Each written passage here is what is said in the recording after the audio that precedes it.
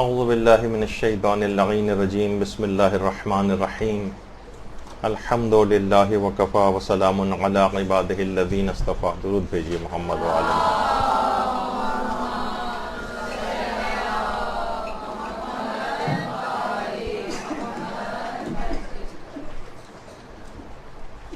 رمضان میں جو روزے رکھے جاتے ہیں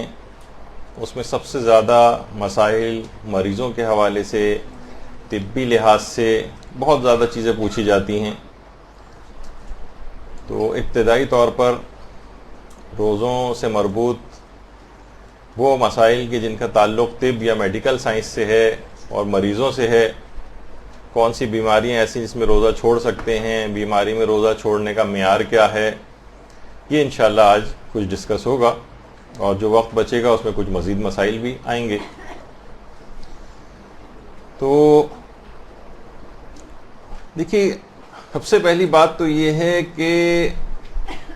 آج ہم لوگوں نے روزے کو بہت ہی مشکل مسئلہ بنا لیا ہے،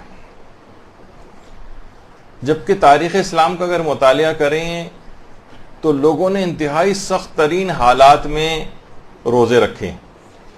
جو بالکل پہلا رمضان تھا جس میں روزے فرض کیے گئے تھے، وہ تو انتہائی جھلستی ہوئی گرمیوں میں آیا تھا.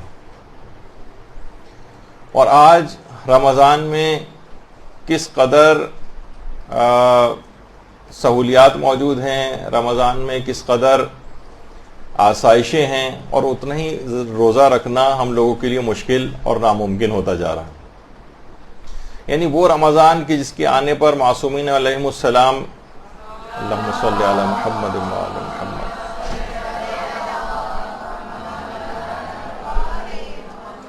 معصومین کے گھرانے میں خوشیوں کی لہر دوڑ جایا کرتی تھی. وہ رمضان جس کو معصومین عید اولیاء قرار دیتے تھے، آج جیسے جیسے رمضان قریب آتا جاتا ہے لوگوں کے دل خوف سے دھڑکنا شروع ہو جاتے ہیں. اور پہلے رمضان کے دن گزرنے ہی سے ایک لحاظ سے کاؤنٹ ڈاؤن سٹارٹ کر دیتے ہیں کہ اچھا اتنے دن رہ گئے، اب رمضان ختم ہونے میں اتنے دن رہ گئے. اور علماء حضرات سے دیکھا گیا ہے کہ مسائل صرف اور صرف اس نیت سے پوچھے جاتے ہیں، کہیں اور بعض اوقات اکثر غلط انفارمیشن بھی دے کے مسائل پوچھے جاتے ہیں کہ کوئی طریقہ ایسا مل جائے کہ روزہ ہم پر سے معاف ہو جائے، کوئی ایسا طریقہ مل جائے جسے روزہ نہ رکھنا پڑے. تو کفاروں کا اور فدیوں کا اس لحاظ سے جو بیک لاگ ہے وہ بڑھتا چلا جاتا ہے. اور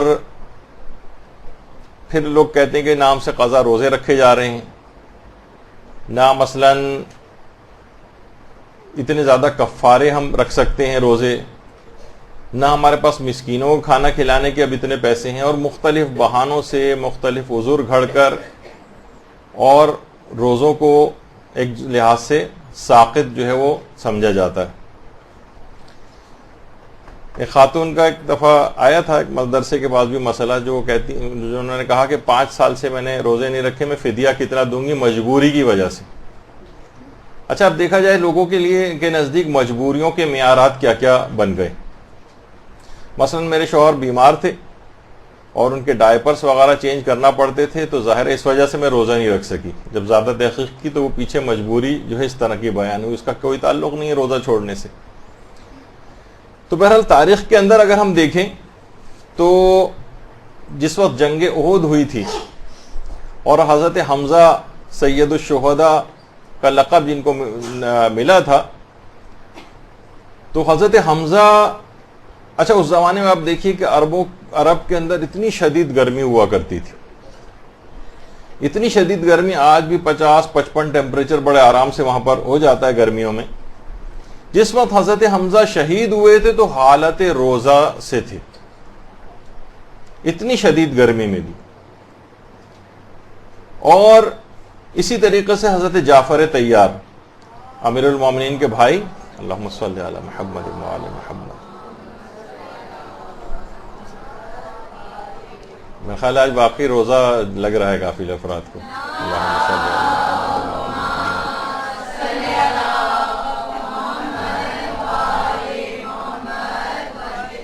کہ جس وقت جنگ موتا میں شہادت ہوئی تھی، تو جس وقت جنگ شروع ہونے لگی اور ابتدا ہی سے گھوڑے سے نیچے اتر آئے اور پاپیادہ جنگ حضرت جعفر طیار نے لڑی تھی، اور جب ان کا دایاں ہاتھ کٹ کر گرا تو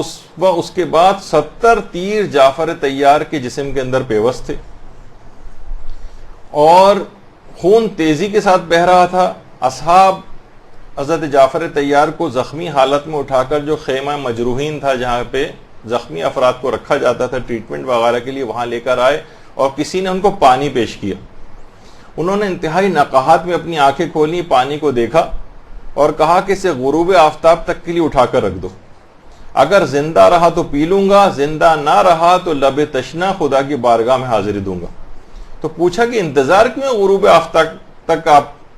آپ کیوں انتظار کر رہے ہیں؟ تو فرمایا کہ میں روزے سے ہوں، جعفر طیار۔ اسی طریقے سے ہمارے چھٹے امام جعفر صادق علیہ السلام کے فرزند،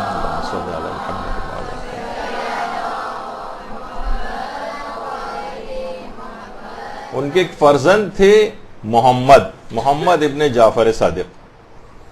ان کو سوامین میں قرار دیا جاتا ہے۔ سوامین جو بہت ہی زیادہ روزے رکھنے والے، بہت زیادہ۔ بہار الانوار میں بھی ان کا تذکرہ آیا ہے کہ بہت زیادہ ایک تو شجاع تھے، بہت زیادہ سخی تھے، اور اتنے زیادہ روزے رکھا کرتے تھے، ایک دن روزہ رکھتے تھے، ایک دن افطار کرتے تھے، ایک دن روزہ رکھتے تھے، ایک دن افطار کرتے تھے۔ افطار سے مراد یعنی اگلے دن روزہ نہیں رکھتے تھے۔ تو کثرت سے اس طرح سے روزہ رکھنا کوئی ایسی چیز نہیں رہی ہے، خاندان اہل بیت کے اندر بھی اس کی مثالیں ہیں اور الگ سے بھی اس کی کتنی مثالیں موجود ہیں۔ اور حضرت امیر المومنین علیہ الصلوۃ والسلام کے اپنے دور میں، اللہم صلی علی محمد وعلی محمد،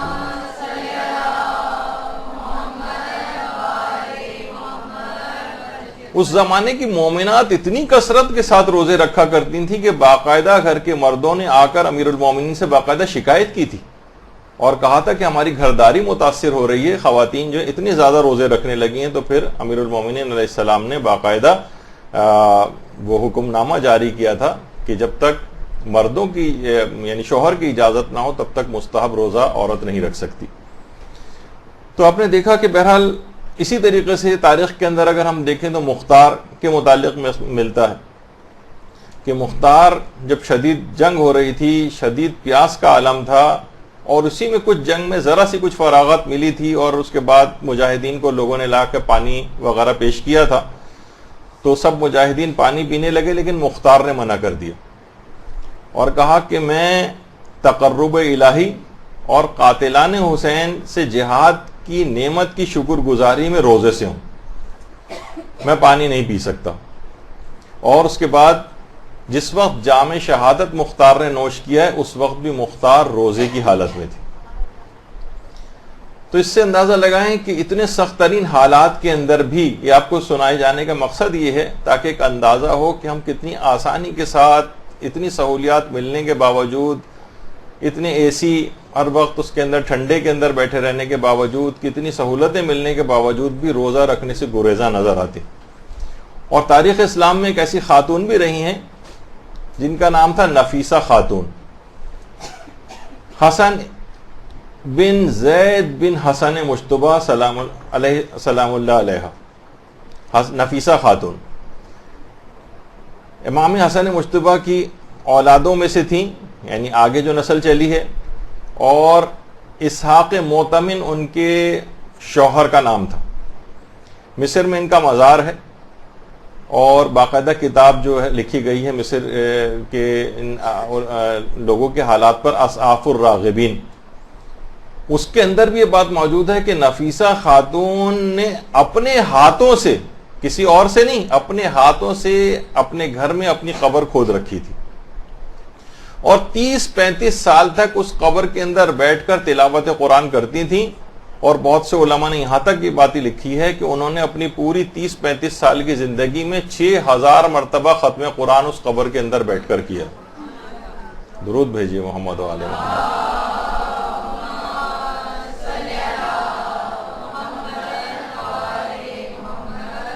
یعنی روزانہ تقریباً 10 سے 15 پارہ کی تلاوت کا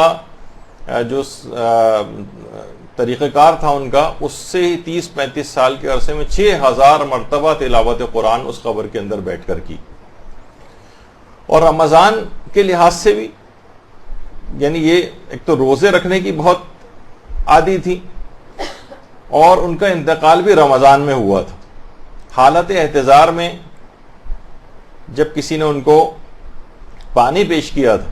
تو آپ نے اس وقت آنکھیں کھولی تھی اور کہا تھا کہ 30 سال سے میں یہ دعا مانگ رہی ہوں کہ میرے روزے کی حالت میں انتقال ہو، اور آج جب یہ موقع نصیب ہونے والا ہے مجھے، تو تم مجھے پانی پیش کر رہے ہو. اور اسی تلاوت قرآن کرنے کی اتنی عادی تھی کہ حالت احتضار میں تلاوت قرآن کر رہی تھیں، اور جس وقت سورہ انعام کی یہ والی آیت آئی، لہم دار السلام عند ربہم، اور اللہ کے پاس ان افراد کے لیے دار السلام ہے، یعنی جنت ہے،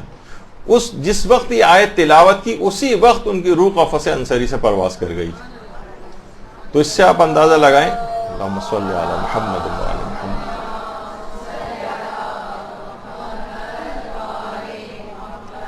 روزے کی سورہ انعام کی آیت ہے، روزے کی حالت میں انہوں نے انتقال کیا، روزے کی حالت.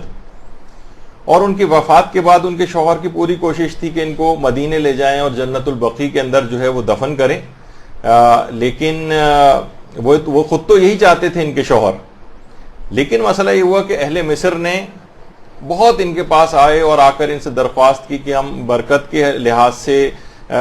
جو ہے ہم چاہتے ہیں کہ نفیسہ خاتون کو اب یہیں دفن ہونے دیں. تو اسی کشمکش میں ایک دن تقریباً گزر گیا. رات کو جب اسحاق معتمن ان کے شوہر جب رات کو سوئے تو ان کو خواب میں پیغمبر اسلام ختم مرتبت صلی اللہ علیہ وآلہ وسلم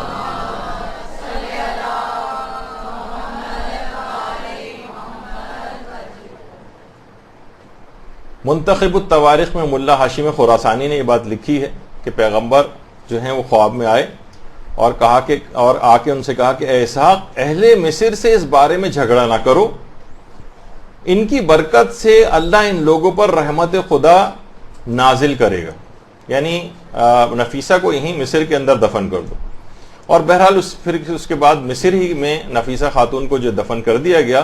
اور محدث قمی نے بھی لکھا ہے، اور باقاعدہ ام البنین کے نام سے سید حسن شیرازی نے جو کتاب لکھی ہے، تو اس کے اندر بھی ایک اہل علم نے خواب میں ان کی تدفین کے بعد پیغمبر اسلام کو دیکھا تھا، جس میں پیغمبر نے ان سے فرمایا تھا کہ اے محمد، اگر تمہارے پاس خدا کے حضور کوئی تم حاجت طلب کرنا چاہو تو نفیسہ طاہرہ کے لیے خواہ 1 درہمی کی نظر کیوں نہ ہو، خدا سے اس کے ذریعے تم حاجت طلب کرو تو خدا تمہاری حاجت کو پورا کرے گا. نفیسہ خاتون. تو ان کا مزار آج بھی مرج خلائق ہے مصر میں،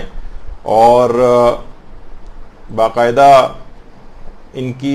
روزہ رکھنے کے حوالے سے اور تلاوت قرآن کرنے کے لحاظ سے ان کی شہرت بہت زیادہ ہے نفیسہ خاتون کی. اور صرف یہی نہیں، کتنے ائمہ کے اصحاب تھے. ایک روزہ کرام کہلاتا ہے. کرام ایک صحابی تھے، باقاعدہ کلینی نے بھی روایت کی ہے کہ انہوں نے قسم کھائی تھی کہ جب تک حضرت حجت کا ظہور نہیں ہو جاتا تب تک میں روزے سے رہوں گا. اب چھٹے امام کے پاس یہ والا کیس لے جائے گا اور کہا کہ ایک شخص نے اس طریقے سے قسم کھائی ہے، وہ اپنی قسم کو کیسے پورا کرے. تو امام نے پھر اس کا ایک طریقہ بتایا، کہا کہ یہ سارا سال روزے سے رہے گا، صرف عید فطر اور عید قربان کے روز یہ روزہ نہیں رکھے گا، اور اس کے علاوہ جو 3 دن ایام تشریق کے ذی الحجہ کے اندر ہوتے ہیں اس کے اندر روزہ نہیں رکھے گا. اور مسافرت اور بیماری وغیرہ میں کے لحاظ سے اختلاف روایت کچھ موجود ہے کہ اس میں ان دنوں کے اندر روزہ نہ رکھے، باقی پورے سال روزے سے رہے. یعنی باقاعدہ اس نے نظر کی تھی کہ جب تک امام زمانہ کا ظہور نہ ہو جائے تب تک میں روزے سے رہوں. اس شخص ساری زندگی روزے سے رہا سوائے ان 4-5 دنوں کے جو کہ روایت میں تذکرہ ہوں. اچھا، اسی طرح سے آیت اللہ حسین بروجردی، آیت اللہ حسین بروجردی نے ایک بار نظر کی تھی کہ میں کسی سے بھی غصے اور تندی کے ساتھ بات نہیں کروں گا. غصہ اور تندی، یہ قبر کے اندر بھی اس کی ایک برزخی شکل بنتی. بہت سی روایات ہیں علماء کی، حکایات کے اندر بھی ملتا ہے کہ عذاب کا بھی سبب بنتی ہیں یہ چیزیں. تو آیت اللہ حسین بروجردی نے باقاعدہ نظر کی تھی کہ اگر میں کسی سے غصے وغیرہ سے پیش آیا تو میں 1 سال تک مسلسل روزے رکھوں گا. اور اس کے بعد ایک مرتبہ ایسا موقع آ گیا کہ جب اپنے ایک شاگرد کے اوپر انہوں نے کچھ غصہ کیا تو آیت اللہ بروجردی نے پورے 1 سال تک مسلسل روزے سے رہے. اور اتنی بزرگی اور بڑھاپے کے عالم میں بھی آیت اللہ بروجردی مسلسل اپنی نظر کو پورا کرنے کے لیے روزے سے رہے. تو یہ روزہ رکھنا کوئی ایسی چیز نہیں جس کے لیے بہت زیادہ پریشان ہونا پڑے, سوگ منانا پڑے کہ بس کیا ہو گیا ہے کہ رمضان آ گیا ہے. کتنی تاریخ کے اندر مثالیں اس طرح کی ملتی. شہید مطہری اپنے والد کے متعلق فرماتے ہیں کہ میرے والد اور میری والدہ, یہ جو برابر میں کھڑے ہوئے ہیں شہید مطہری کے والد, اتنے روزے رکھتے تھے کہ خاص طور پر یہ جو 3 میں نے اپنی پوری زندگی میں فرماتے ہیں کبھی نہیں دیکھا کہ میرے والد اور والدہ نے کبھی بھی رمضان کو رجب اور شعبان کے روزوں سے ملائے بغیر کبھی رکھا ہو. یعنی مسلسل 3 مہینے تک تو اس طرح سے روزے رکھتے تھے اور اس کے علاوہ سال بھر بھی روزے سے رہتے تھے. ان کے والد کی تو بہت زیادہ, شہید مطہری کے والد ہیں, ان کی عبادت اتنی بزرگی, کمر جھکی ہوئی ہے اور اس کے باوجود بھی اتنی زیادہ عبادت اور روزے رکھنے کے حوالے سے ان کی شہرت بہت زیادہ. خود شہید مطہری نے اپنے والد اور والدہ دونوں کا تذکرہ کیا. اسی طریقے سے آیت اللہ ابو الحسن اصفہانی 80 سال 90 سال کی عمر تھی, لیکن اس میں بھی عمل ام داؤد اکثر کیا کرتے تھے, جس میں 3 روزے اور اس کے بعد کتنا سخت عمل. اور اسی طریقے سے اتنی سہولیات کے باوجود دیکھیے کہ آیت اللہ ابو الحسن اصفہانی اور کتنی علماء کے وغیرہ کی مثالیں آپ کے سامنے ہیں. ہم اتنی سہولیات ملنے کے باوجود, اتنی سب چیزیں اور آسائشیں ملنے کے باوجود ہم روزہ رکھنے سے گریزاں. تو یہ سب باتیں آپ کو ہمت بڑھانے کے لیے وہ کی جا رہی ہیں کہ بہرحال روزہ رکھنے سے انسان کو صحت بھی ملتی ہے, بیماریاں بھی اس سے دور ہوتی ہیں. تو جب تک کوئی صحیح ایسا بڑا نقصان نہ ہو تب تک روزہ رکھنے سے روگردانی نہیں کرنی چاہیے, اور کوئی ایسا جھوٹا سچی چیز بتا کر اپنے لیے ایسا فتویٰ کا انتظام نہیں کرنا چاہیے کہ جس سے روزہ جو ہے سوچیں کہ ہمارا معاف ہو جائے کسی بھی طرح سے. اور یہی وجہ ہے کہ امام خمینی چیز بہت ارشاد فرماتے تھے کہ دیکھیے, دشمن کہتے تھے اگر ہمارا اقتصادی محاصرہ کرنا چاہتا ہے تو ہم رمضان کے فرزند ہیں, اور امام علی ہمارے روحانی پیشوا ہیں, اور اگر ہمارا دشمن فوجی محاصرہ کرنا چاہے تو ہم محرم کے فرزند ہیں اور امام حسین ہمارے رہبر. تو اس لحاظ سے درود بھیجیے محمد والے محمد.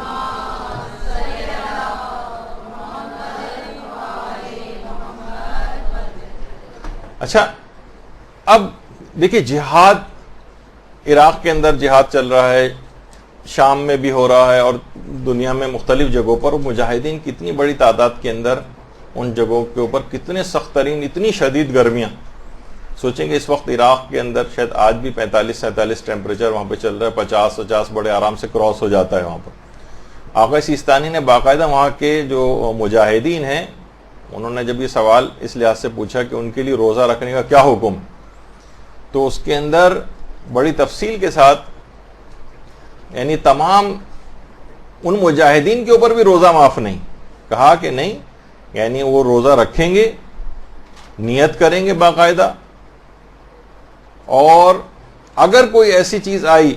کہ جس سے ان کو یہ جو ادائے واجب ہے جہاد کا بہت زیادہ متاثر اگر اس سے اگر ہو رہا ہے, بہت شدید حالت خراب ہو رہی ہے, تو فقط اتنا کم پانی اور کھانا وہ لے سکتے ہیں کہ جس سے ان کی وہ اضطراری کیفیت ختم ہو جائے, اور اس کے بعد رمضان کے بعد ان کو اس روزے کی قضا بھی کرنا پڑے گی.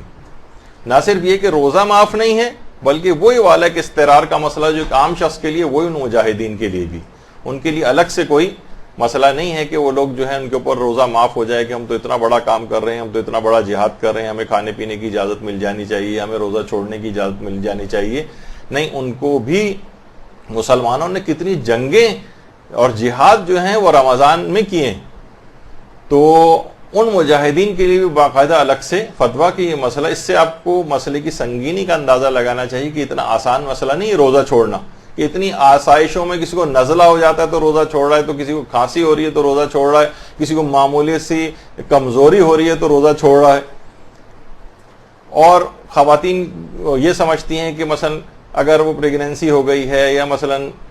بچے کو دودھ پلانے کا مسئلہ ہے تو فوراً ان کا یہ ہوتا ہے کہ مجھے روزہ چھوڑنا ہے. ایسا نہیں, ابھی اس کی تفصیل آگے آئے گی. تو اس میں ایک یہ ہے کہ کیا یہ جو نقصان ہوتا ہے, نقصان کے اندر روزہ چھوڑا جاتا ہے, تو کیا معمولی سے نقصان کے احتمال سے روزہ معاف ہوتا ہے؟ دیکھیے یہ بات یاد رکھ لیجئے, صحت کے اعتبار سے معمولی نقصان پہنچنے کا جو ایک احتمال ہے اس سے روزہ معاف نہیں ہوتا. یعنی ایسا نقصان ہو جس کا عام طور پر برداشت کرنا جس کو بہت مشکل ہو, جس سے زندگی خطرے میں پڑ رہی ہو, یا کوئی شدید نقصان, اگر کوئی واقعی ایسا کوئی شدید نقصان ہے تو واجب تو چھوڑیے, روزہ رکھنا حرام ہو جاتا ہے. وہ ایک شدید نقصان والی کیفیت ہے. لیکن معمولی نوعیت کا ایک احتمالی خطرہ, شاید ایسا ہو جائے, اس سے روزہ معاف نہیں ہوتا. یہ بات یاد رکھ لیجئے. اب یہ ہر شخص اس کے اور اللہ کے درمیان ہے, اس کے اندر کوئی مجتہد بھی بیچ میں نہیں پڑتا ہے, کوئی عالم بیچ میں نہیں پڑتا ہے, آپ کے اور اللہ کے درمیان معاملہ ہے. وہ اللہ کے جس کو کوئی دھوکہ نہیں دے سکتا ہے. آپ کو خود دیکھنا پڑے گا کہ واقعی چاہے ڈاکٹر منع کیوں نہ کر رہے ہیں. میرے اعتبار سے, میں خود بھی اس شعبے سے وابستہ ہوں, مجھے پتا ہے کہ اس معاملے کے اندر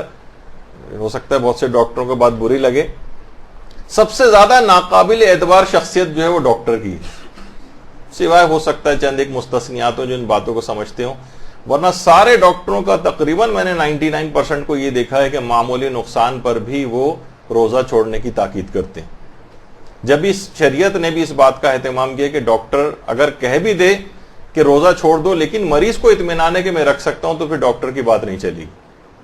اور ڈاکٹر اگر کہہ بھی رہا ہو کہ روزہ تم رکھ سکتے ہو, لیکن مریض کی خود اندرونی کیفیت یہ ہے کہ وہ جج کر رہا ہے کہ نہیں میں نہیں رکھ پاؤں گا یا میں نہیں رکھ سکتا اب روزہ, اتنی شدید اس کی طبیعت خراب ہے, چاہے ڈاکٹر بظاہر کیوں نہ کہے, تب بھی اس کو روزہ چھوڑنا ہوگا چاہے ڈاکٹر کہے کیوں نہ رہو. تو صحت کے اعتبار سے یہ بات اصول کے طور پر یاد رکھ لیجئے کہ معمولی نقصان, اب آپ خود دیکھیں معمولی نقصان کیا ہوگا کہ بھائی معمولی نقصان یہ ہے کہ ابھی میرا بخار مثلا 99 ہے, 100 ہو جائے گا, کوئی ایسی بات نہیں, 99 100 بخار میں ایسا کون سا ہے, چند گھنٹے رہ گئے ہیں, اس کے بعد افطار کے بعد میں گولی کھا لوں گی. اب اس میں جو ہے یہ روزہ توڑنے کی یا گولی کھا کر اس کو ختم کرنے کی ضرورت نہیں, معمولی سا نقصان ہے, ابھی 99 کچھ ہے, 100 ہو جائے گا بخار زیادہ سے زیادہ. افطار کے بعد جب تک برداشت ہو سکتا ہے برداشت کر لیجیے. دواؤں کے نظام الاوقات میں کوئی تبدیلی ممکن کر کے روزہ رکھنا ممکن ہے تو ایسے ہی کرنا پڑے گا.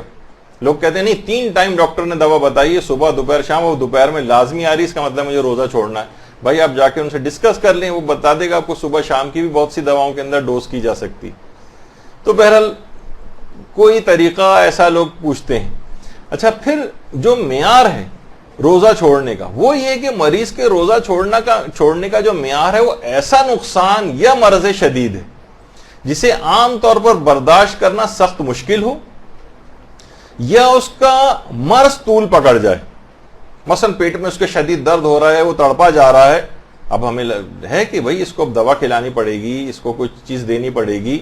اب یہ ہے کہ عام طور پر برداشت کرنا بہت سخت مشکل ہو رہا ہے, یا اس کا مرض طول پکڑ جائے, یعنی اگر اس نے ابھی دوا نہیں کھائی تو مرض طول پکڑ جائے گا, اس کی تکلیف کی شدت میں اضافہ ہو جائے گا, یا شفا ملنے میں اس کو تاخیر ہو جائے گی, شفا ملنے میں تاخیر کا سبب بنے گا. اور ان باتوں کا یقین زن یا احتمال ایسے خوف پر ہو جس کی بنیاد عقلی ہو. ایک ہوتا ہے نا کہ ایک تو بنیاد عقلی نہیں ہوتی بلکہ غیر عقلی بنیاد ہوتی. تم جو ہے مائیں اکثر جو ہے وہ غیر عقلی بنیاد پر روزے چھڑواتی. 10 11 12 سال کی لڑکی اسے اٹھا ہی نہیں رہے فجر اس میں روزہ رکھنے کے لیے کہ نہیں یہ اسکول بھی جائے گی, بڑی مشکل ہو جائے گی. یعنی اس کی بنیاد ایک ایسے خوف پر ہے جو کہ غیر عقلی. کیا ہو جائے گا روزے میں تھوڑی بہت تو دیکھیے کمزوری ہوتی ہے, وہ تو لازمہ ہے اس کا. ایسا کیسے ممکن ہے کہ انسان صبح سے شام تک کچھ نہ کھائے پیے تو اس کو تھوڑی سی بھی کمزوری نہ ہو, لیکن تھوڑی بہت کمزوری وہ تو آپ کے لیے بہت ساری اس کا سبب ہے. تو اس میں غیر عقلی طور پر یہ ساری باتیں مجتہدین کے فتاوے کی ہیں, ہم نے اپنے الفاظ کے اندر جو آپ کو آسان کر کے لکھا ہے کہ مریض کے لیے روزہ چھوڑنے کا معیار ایسا نقصان یا مرض شدید ہے جسے عام طور پر برداشت کرنا سخت مشکل ہو. برداشت ہو سکتا ہو تو روزہ نہیں چھوڑے گا, یا اس کا مرض طول پکڑ رہا ہو, اس صورت پہ چھوڑ سکتا ہے، یا اس کی تکلیف میں اضافہ ہو رہا ہو، یا شفا ملنے میں بہت تاخیر ہو جائے گی، اس کو ایسی دوائیں اس کو کھانی پڑ رہی ہیں، اگر یہ اب اس نے نہیں کھائیں دوائیں اور اس نے روزے رکھنے شروع کر دیے تو اس کا مرض جو ہے اس کو دیر سے شفا ملے گی۔ اور ان باتوں کا چاہے اس کو یقین، ظن یا احتمال بھی اگر ہے تو ایسا خوف جس کی بنیاد عقلی ہو، غیر عقلی ٹائپ کے جو خوف ہیں، صرف ایک ایسی دھڑکا لگا ہوا ہے جس کی کوئی عقلی بنیاد نہیں۔ جیسے میں نے کہا کہ بہت سارے جو حاملہ خواتین ہیں، دودھ پلانے والی خواتین ہیں، ان بہت ویک ایک احتمالی خوف کی وجہ سے کہیں ایسا نہ ہو جائے، کہیں بچے کے اندر کوئی خرابی نہ آ جائے۔ ابھی خیر ہم اس پہ آگے چل کر تفصیل سے یہ مسئلہ آنے بھی والا ہے تو اس وقت ڈسکس کریں گے، لیکن وہ غیر عقلی خوف ہے۔ حتیٰ کہ جو کمزوری کا مسئلہ، اس میں بھی مراجع یہ کہتے ہیں کہ کمزوری، بلکہ شدید کمزوری کی بنا پر بھی روزہ نہیں توڑا جا سکتا، سوائے اس کے کہ ایسی حالت ہو جائے جسے برداشت نہیں کیا جا سکتا۔ جب ناقابل برداشت ہو جائے تب روزہ توڑا جا سکتا ہے، لیکن پھر بعد رمضان اس روزے کی قضا بھی کرنا پڑے گی۔ یعنی کمزوری بلکہ شدید کمزوری یہ بھی روزہ توڑنے کے اسباب میں سے نہیں، سوائے اس کے کہ ناقابل برداشت، تو آدمی بے ہوش ہوا جا رہا ہے، بالکل تڑپا جا رہا ہے، ایسی کوئی اس کی صورتحال ہو گئی ہے، شدید ایسی ڈی ہائیڈریشن ہو گئی ہے، ایسے الیکٹرولائٹ جسم کے اندر ختم ہوتے جا رہے ہیں اس کے، یعنی کچھ ایسی کہ جسے کہا جاتا ہے ناقابل برداشت۔ اچھا، یہ ویسے یہ ضرور ہے کہ یہ چیز ویری کرتی، بہت سے لوگ نازک مزاج ہوتے ہیں، نازک مزاجی کی بنا پر وہ زیادہ اتنا فیل کرتے ہیں، ان کے لیے الگ معیار ہے، ان کا اپنے لحاظ سے دیکھیں گے۔ وہ بہت سے بالکل سخت جان قسم کے ہیں، مزدور ٹائپ کے افراد ہیں، ویسی سخت ٹف جابز وغیرہ کرنے کے عادی ہیں،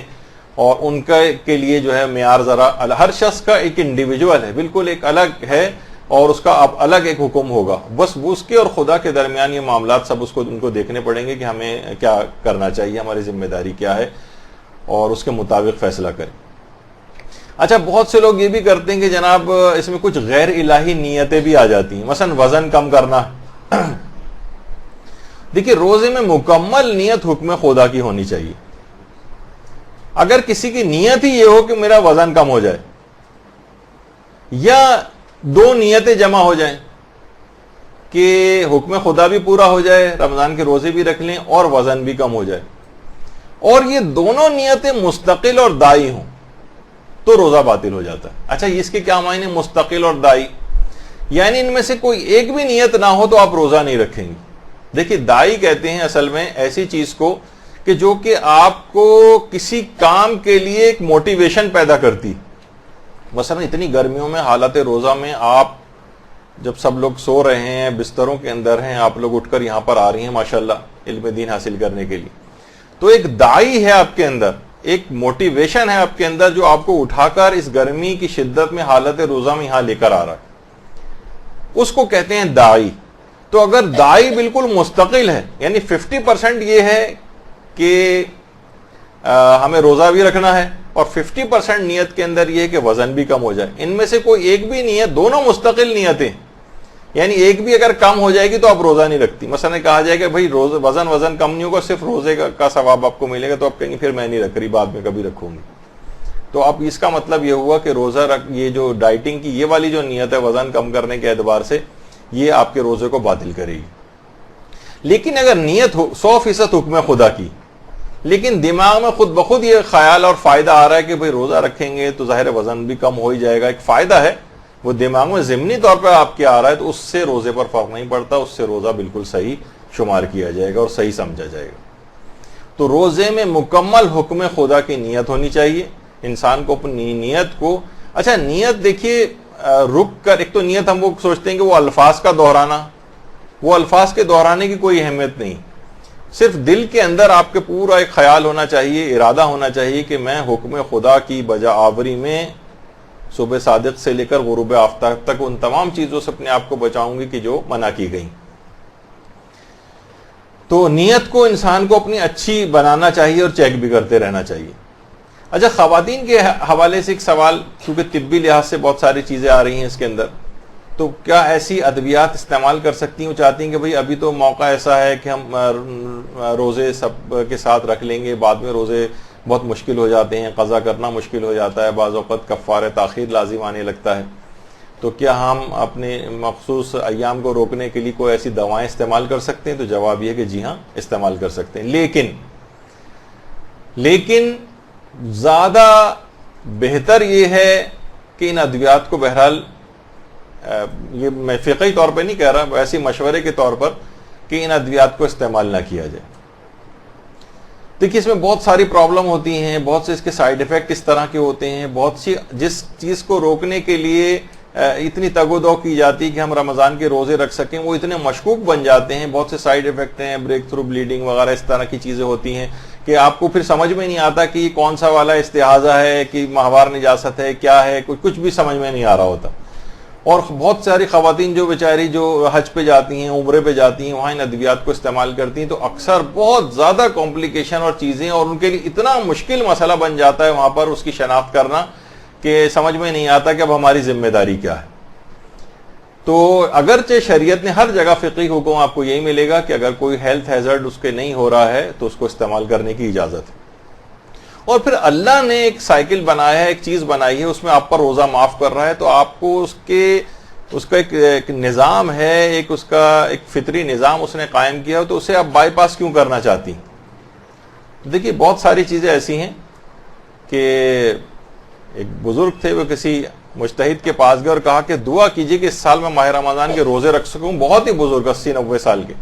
تو مجتہد نے کہا کہ میں ہرگز بھی تمہارے لیے دعا نہیں کروں گا، یہ اللہ نے تمہیں اس عمر تک پہنچایا ہے، پھر تم پر جو ہے روزے کو ساقط کیا ہے، اتنا زیادہ بڑھاپا، خود بیماری سے ہٹ کر بھی خود بڑھاپا، بہت زیادہ جو بڑھاپا ہوتا ہے جس میں مریض جو ہے روزہ نہیں رکھ پاتا ہے، جو بوڑھا ہے وہ روزہ نہیں رکھ پاتا ہے، اس پر اس سے ساقط کیا ہے۔ تو اللہ نے تمہارے لیے تمہیں اس حال تک جو لے کر آیا ہے، پھر تم پہ ساقط کیا، تم زبردستی اپنے اوپر اس واجب کو لادنا چاہتے ہو، ہرگز تمہارے لیے دعا نہیں کروں گا۔ تو بہرحال میرا اپنا اس لحاظ سے ہے کہ ان ادویات کے استعمال کو بعد جب خدا ہی نے یہ والی چیز رکھی ہے تو اتنا زیادہ انسان کو غیر ضروری طور پر متقی نہیں بننے کی کوشش کرنی چاہیے کہ وہ اس طرح کے ادویات استعمال کرے۔ سننے میں آتا ہے کہ بہت سی دیندار خواتین، متقی پرہیزگار خواتین اس طرح سے کہ ہمارے روزے سارے مکمل ہو جائیں، لیکن ان کے کچھ نہ کچھ ہیلتھ ہیزرڈز بھی ہوتے ہیں اور اتنا مناسب نہیں ہے، جن کے ساتھ کمپلیکیشن ہوتی ہیں، پھر تو پورے رمضان کے روزے ان کے اس طرح سے مشکوک ہو جاتے ہیں، سمجھ میں نہیں آتا کہ اسے کیا سمجھے۔ اچھا، بہت سی خواتین اس حالت روزہ میں ان کو کچھ چیک اپس کرانے کے لیے بھی جانا پڑتا ہے، بعض اوقات پیلوک ایگزامینیشن کروانا پڑتا ہے، اندرونی چیک اپ جو ہے گائنیکولوجسٹ وغیرہ کرتی ہیں، اور بعض اوقات اندرونی الٹرا ساؤنڈ کروانے پڑتے ہیں۔ تو عموماً خواتین یہ سوچتی ہیں کہ بھئی اندرونی چیک اپ ہوگا یا اندرونی الٹرا ساؤنڈ ہوگا تو پھر ہمارا جو ہے روزہ ہم نہیں رکھ سکیں گے، ہمارا روزہ باطل ہو جائے گا۔ تو یہ بات یاد رکھ لیجئے کہ ان چیزوں سے روزہ باطل نہیں ہوتا ہے اور یہ بالکل جائز ہے، اور ان کو روزہ رکھنا پڑے گا ان تمام چیک اپس کے باوجود، ان تمام ٹیسٹ اور الٹرا ساؤنڈ کے باوجود ان پہ روزے پہ کوئی فرق نہیں پڑے گا۔ اکثر خواتین کے ساتھ یہ مسئلہ ہوتا ہے کہ وہ روزے چھوڑ دیتی ہیں، اس طرح کے کوئی چیک اپس وغیرہ انہیں کروانے پڑے یا الٹرا ساؤنڈ کروانا پڑے اندرونی، تو پھر وہ یہ مبتل روزہ نہیں۔ اچھا، حاملہ خواتین کے حوالے سے ایک مسئلہ بہت زیادہ چیز پیش آتی ہے۔ تو دیکھیے پہلا والا اصول، ابھی آگے کچھ نہ پڑھیں، آپ صرف پہلی لائن اس کے اندر پڑھیں کہ اگر روزہ رکھنا اس کے اور اس کے بچے کے لیے نقصان کا باعث نہیں ہے تو روزہ رکھنا واجب ہے۔ یہ پہلا اصول ہے۔ اس میں کسی احتمالی ویک سا جو ایک احتمال ہوتا ہے کہ کہیں کوئی نقصان نہ ہو جائے، یہ اس کو اسلام نے اس کو بالکل قابل اعتنا نہیں۔ وہ آپ نے سن لیا کہ ایسا کہ عقلاء کے نزدیک یہ بات ہو کہ نہیں بہت شدید نقصان اس سے ہوگا۔ تو مثلا اگر جو حاملہ عورت ہے اگر وہ اپنے غذا کا اچھا خیال کر لے، بھائی دیکھیے عام طور پر کتنی پانی کی اس کے اندر کم، عام طور پر خواتین کو دیکھنے میں آتا ہے کہ صبح، اب تو لائف سٹائل یہ ہو گیا کہ رات کو پوری رات جاگتے ہیں، صبح سوتی ہیں اور اس کے بعد 3-4 بجے تک سو کر اٹھ رہے ہیں، تو اس کے بعد 2-3-4 جو ہے صرف گھنٹے صرف گزارنا، ایسا کون سی اس میں قباحت لازم آ رہی ہے کہ اتنا نقصان ہوا چلا جا رہا ہے کہ جس سے روزہ چھوڑا جائے؟ غذا کا انسان اپنا خیال کر لے، سحر و افطار کے درمیان پانی کی اتنی مقدار اپنے اندر اسٹور کر لے جس طریقے سے جتنی ضرورت ہوتی ہے عام طور پر، تو اس سے کوئی نقصان نہیں ہوگا بلکہ فوائد ہوں گے۔ بلکہ اس پہ ہماری پوری گفتگو ہو چکی ہے کہ روح ایمان اس کے جسم سے نکل جاتی، جو بھی کوئی بلا عذر شرعی اس طرح سے روزہ چھوڑتا ہے، تو وہ بچہ روزہ خوری کا، اور ولادت کے بعد جو مائیں جو ہے عام طور پہ 40 دن تک غسل کیے بغیر اور نمازیں چھوڑتی ہیں اپنی، تو وہ روزہ خوری کا پیغام لے کے پیدا ہوتا ہے، نمازوں کو چھوڑنے کا پیغام لے کے پیدا ہوتا ہے، اور کتنی ساری اس طرح کی قباحتیں، تو وہ اس کے اندر ایک روحانی کمزوری لاحق ہو جاتی ہے اس بچے میں، کہ ساری زندگی وہ بیچارہ لڑتے جھگڑتے ہی اپنے آپ سے گزارتا رہتا ہے. کمزوری آ گئی. جس طریقے سے ایک بچہ جو ابتدائی طور پر کمزور یا ایسی کوئی خرابی پیدائشی لاحق ہوتی تو ساری زندگی اس کو لڑتے ہوئے گزارنا پڑتی، تو اسی طریقے سے وہ روحانی کمزوری لے کر پیدا ہوگا. تو خواتین کو دیکھنا چاہیے کہ اس وقت اگر وہ ان کے لیے روزہ رکھنا نقصان کا باعث نہیں بن رہا ہے تو واجب ہے کہ روزہ رکھیں، اپنی غذا وغیرہ کا خیال رکھیں، اور انشاءاللہ کوئی ان کو نقصان نہیں ہوگا. اچھا، اب یہ آپ کو بتایا جائے کہ یہ اچھا فدیے کے اعتبار سے اب دو مسئلے بنتے ہیں. پہلے ہم سب سے نیچے والے پیراگراف پہ اب آ جاتے ہیں. اگر حمل پہلے مہینے سے لے کر 7ویں مہینے کے آخر تک کا ہے تو اس کو اسلام یعنی یہ اس کی ڈیلیوری ابھی بہت اس کو سمجھتا ہے کہ ابھی دور ہے، اور وہ فدیے والا مسئلہ اس کے اوپر نہیں آتا. اس میں اس کا وہی حکم ہوگا کہ عام طور پر جو ایک بیمار کا شدید نقصان بیماری کی وجہ سے پہنچنے کا جو احتمال ہوتا ہے وہ والا حکم ہوگا اس کا. یعنی اگر بچہ جو ہے وہ 1 مہینے سے لے کر 7 مہینے تک کا ہے، 7 مہینے کے آخر تک، اس دوران اگر اتنا قوی اس کا امکان ہو جائے کہ اس کو شدید نقصان اس عورت کو ہوگا یا اس کے بچے کو ہوگا، تو پھر وہ روزہ چھوڑ سکتی ہے، اور بعد رمضان اس کو صرف اور صرف قضا کرنی ہے، کوئی کفارہ اور فدیہ نہیں دینا. یہ ایک فرق ہے. لوگ سوچتے ہیں کہ بس حاملہ روزہ چھوڑ دے تو فدیہ دے دے، نہیں، دو فرق ہے. ہاں، البتہ اگر حمل 8ویں یا 9ویں مہینے میں اور اس سے آگے کے لیے ہو، آگے کا ہو، اور اسے خود نقصان پہنچنے کا اندیشہ ہو یا اس کے بچے کو نقصان پہنچنے کا اندیشہ ہو، تو پھر وہ روزہ چھوڑ سکتی. اور بلکہ نقصان کے شدید خوف میں تو روزہ چھوڑنا واجب ہو جاتا ہے. شدید خوف، عقلی شدید خوف اگر ہو، کوئی ایسی بیماری ہو رہی ہے، کوئی ایسی کمی ہوئی جا رہی ہے، بچے کی گروتھ ریٹارڈیشن ایسی ہو رہی ہے، اس کا کاز مثلا یہی ہے کہ اگر اس نے اپنی غذا اور یہ سب کا خیال نہیں کیا، پانی وغیرہ کا، تو بچے کو اور نقصان پہنچے گا، تو ٹھیک ہے، پھر یہ روزہ چھوڑ دے اور اس کے بعد اس کا فدیہ دے دے. یعنی 3 پاؤ کھانا، آٹا یا بھی بہت سی اور چیزیں بھی ہیں، وہ کسی مستحق کو کفارے کے طور پر دے. یعنی اس میں 3 ایک لحاظ سے مسئلے کے شقیں بنتی ہیں. ایک تو یہ کہ اگر وہ رکھ سکتی ہے روزے اور کمزوری ہو رہی ہے، اس سے کوئی فرق نہیں پڑتا. تو آپ نے سن لیا کہ شدید کمزوری بھی روزہ چھوڑنے کا باعث نہیں بنتی. نقصان، شدید نقصان جس کی عقلی کوئی توجیہ ہو، عقل کہہ رہی ہو کہ اسے لازمی روزہ چھوڑنا چاہیے، تو پھر اگر پہلے مہینے سے لے کر 7ویں مہینے تک کا معاملہ ہے تو پھر وہ شدید نقصان کے خوف کی وجہ سے روزہ چھوڑے گی، اور بعد رمضان قضا کرے گی، کفارہ اور فدیہ وغیرہ کا مسئلہ نہیں. اور 8ویں مہینے کے بعد سے لے کر ڈیلیوری تک کی ٹائم میں اگر کبھی کوئی ایسا کوئی خوف اس کو درپیش ہوتا ہے تب بھی وہ روزہ چھوڑ سکتی ہے. اور فرق یہ ہوگا کہ قضا کے ساتھ ساتھ اس کو ایک فدیہ بھی دینا پڑے گا. جو حاملہ عورتیں جب روزہ چھوڑتی، لوگ فقط ایک ہی مسئلہ اس میں سمجھتے ہیں کہ بس فدیہ دینا ہے اس کو، روزہ حاملہ ہے تو روزہ چھوڑے گی اور فدیہ دے دے گی. نہیں، ایسا نہیں. اس کے اندر یہ شقیں ہیں جس کو مد نظر رکھنا چاہیے کہ کب ایسا کیا جاتا ہے. اچھا، پھر بچوں کو دودھ پلانے والی ماؤں کا بڑا مسئلہ آتا ہے. کتنا بھی ہم اس کو پھیلائیں ان مسئلوں کو، لیکن لوگ خواتین پھر بھی اس بات کو سمجھتی نہیں. دیکھیے، اس کے اندر بھی یہ ہے کہ اگر ماں کسی وجہ سے اس کمی کو پورا کر سکتی، مثلا بچے کو فیڈ مکمل طور پر نہیں مل رہی، لیکن ماں یہ کر سکتی ہے کہ مثلا ڈبے کا دودھ لگا سکتی، یعنی اس کو سپلیمنٹ یا کمپلیمنٹ کرنے کے لیے ایک لحاظ سے کمی اگر ہو رہی ہے تو اس کمی کو کسی بیرونی ذرائع سے پورا کر دے. مثلا کوئی اور دودھ جو جانور کا دودھ ہو، خواہ وہ یا ڈبے وغیرہ کا دودھ ہو، اس کمی پوری ہو سکتی ہو اس سے مکمل طور پر، یا اس کے ساتھ کچھ یہ پلائے، کچھ بچہ جو ہے وہ ڈبے وغیرہ کا استعمال کر لے، تب بھی اس عورت کو روزہ چھوڑنے کی اجازت نہیں ملے گی. یعنی اگر وہ سوائے اس کے کوئی ایسی کنڈیشن ہو جائے کہ بعض اوقات یہ ہوتا ہے کہ بچہ ایک دفعہ ڈبے کے دودھ کی طرف چلا جاتا ہے تو پھر واپس ماں کے دودھ کی طرف نہیں آ پاتا، یا مثلا ڈبے کا دودھ جو ہے وہ موافق نہیں آ رہا ہے، بہت سو کو کانسٹیپیشن ہو رہا ہے، کسی کو ڈائریا ہو جاتا ہے، کچھ کنسنٹریشن ماؤں کو نہیں پتا ہوتی کہ کتنا مثلا اس میں ملانا چاہیے، پانی کتنا ہو، دودھ کتنا ڈالا جائے اس کے اندر، یا بچوں کو کوئی ڈائریا، کوئی انٹالرنس ہو رہی ہے، اس سے کوئی ایسے کوئی الرجک ری ایکشن ہو رہا ہے، کوئی اس طرح کی بات کہ جس سے بچہ بیرونی کوئی اور دودھ نہ لے سکے، اور ماں اگر پلا رہی ہے تو بچے کو کمی ہو رہی ہے، نقصان پہنچ رہا ہے، یا ماں کے اندر کوئی ایسی کمی ہو رہی ہے اور نقصان پہنچ رہا ہے، تو پھر اس دودھ پلانے والی ماں کو اجازت ہے کہ روزہ چھوڑ سکتی، لیکن اور وہ فدیہ دے گی اس کے بعد. لیکن اگر مختلف طریقوں سے اگر یہ کمی کو پورا کر سکتی ہے تو اس کے لیے لازم ہے کہ یہ روزہ نہیں چھوڑے اور دیگر ذرائع کو اختیار کرے. تو اصول یہ بنا کہ اگر روزہ رکھنے کی وجہ سے دودھ کی کمی کو مصنوعی طور پر پورا کیا جا سکتا ہے تو ماں کے لیے روزہ چھوڑنا جائز نہیں ہے. لیکن اگر مکمل انحصار بچے کا ماں کے دودھ پر ہی ہو، کوئی دوسرا طریقہ اس کی کمی کو پورا کرنے کا نہ ہو، جو میں نے وجوہات بتائیں کہ اس کو کوئی ایسی کمپلیکیشن ہو رہی ہے، بچے کے لیے موافق نہیں ہو پا رہا ہے، اس کو وہ ایڈجسٹ نہیں کر پا رہا ہے کسی طریقے سے وہ بچہ، اور اس کو نقصان پہنچ رہا ہے، تو روزہ رکھنا خود ماں کے لیے اگر نقصان دہ ہے، بچے کے لیے نقصان دہ ہو رہا ہے، تو پھر ماں روزہ چھوڑ دے گی اور ہر دن کے بدلے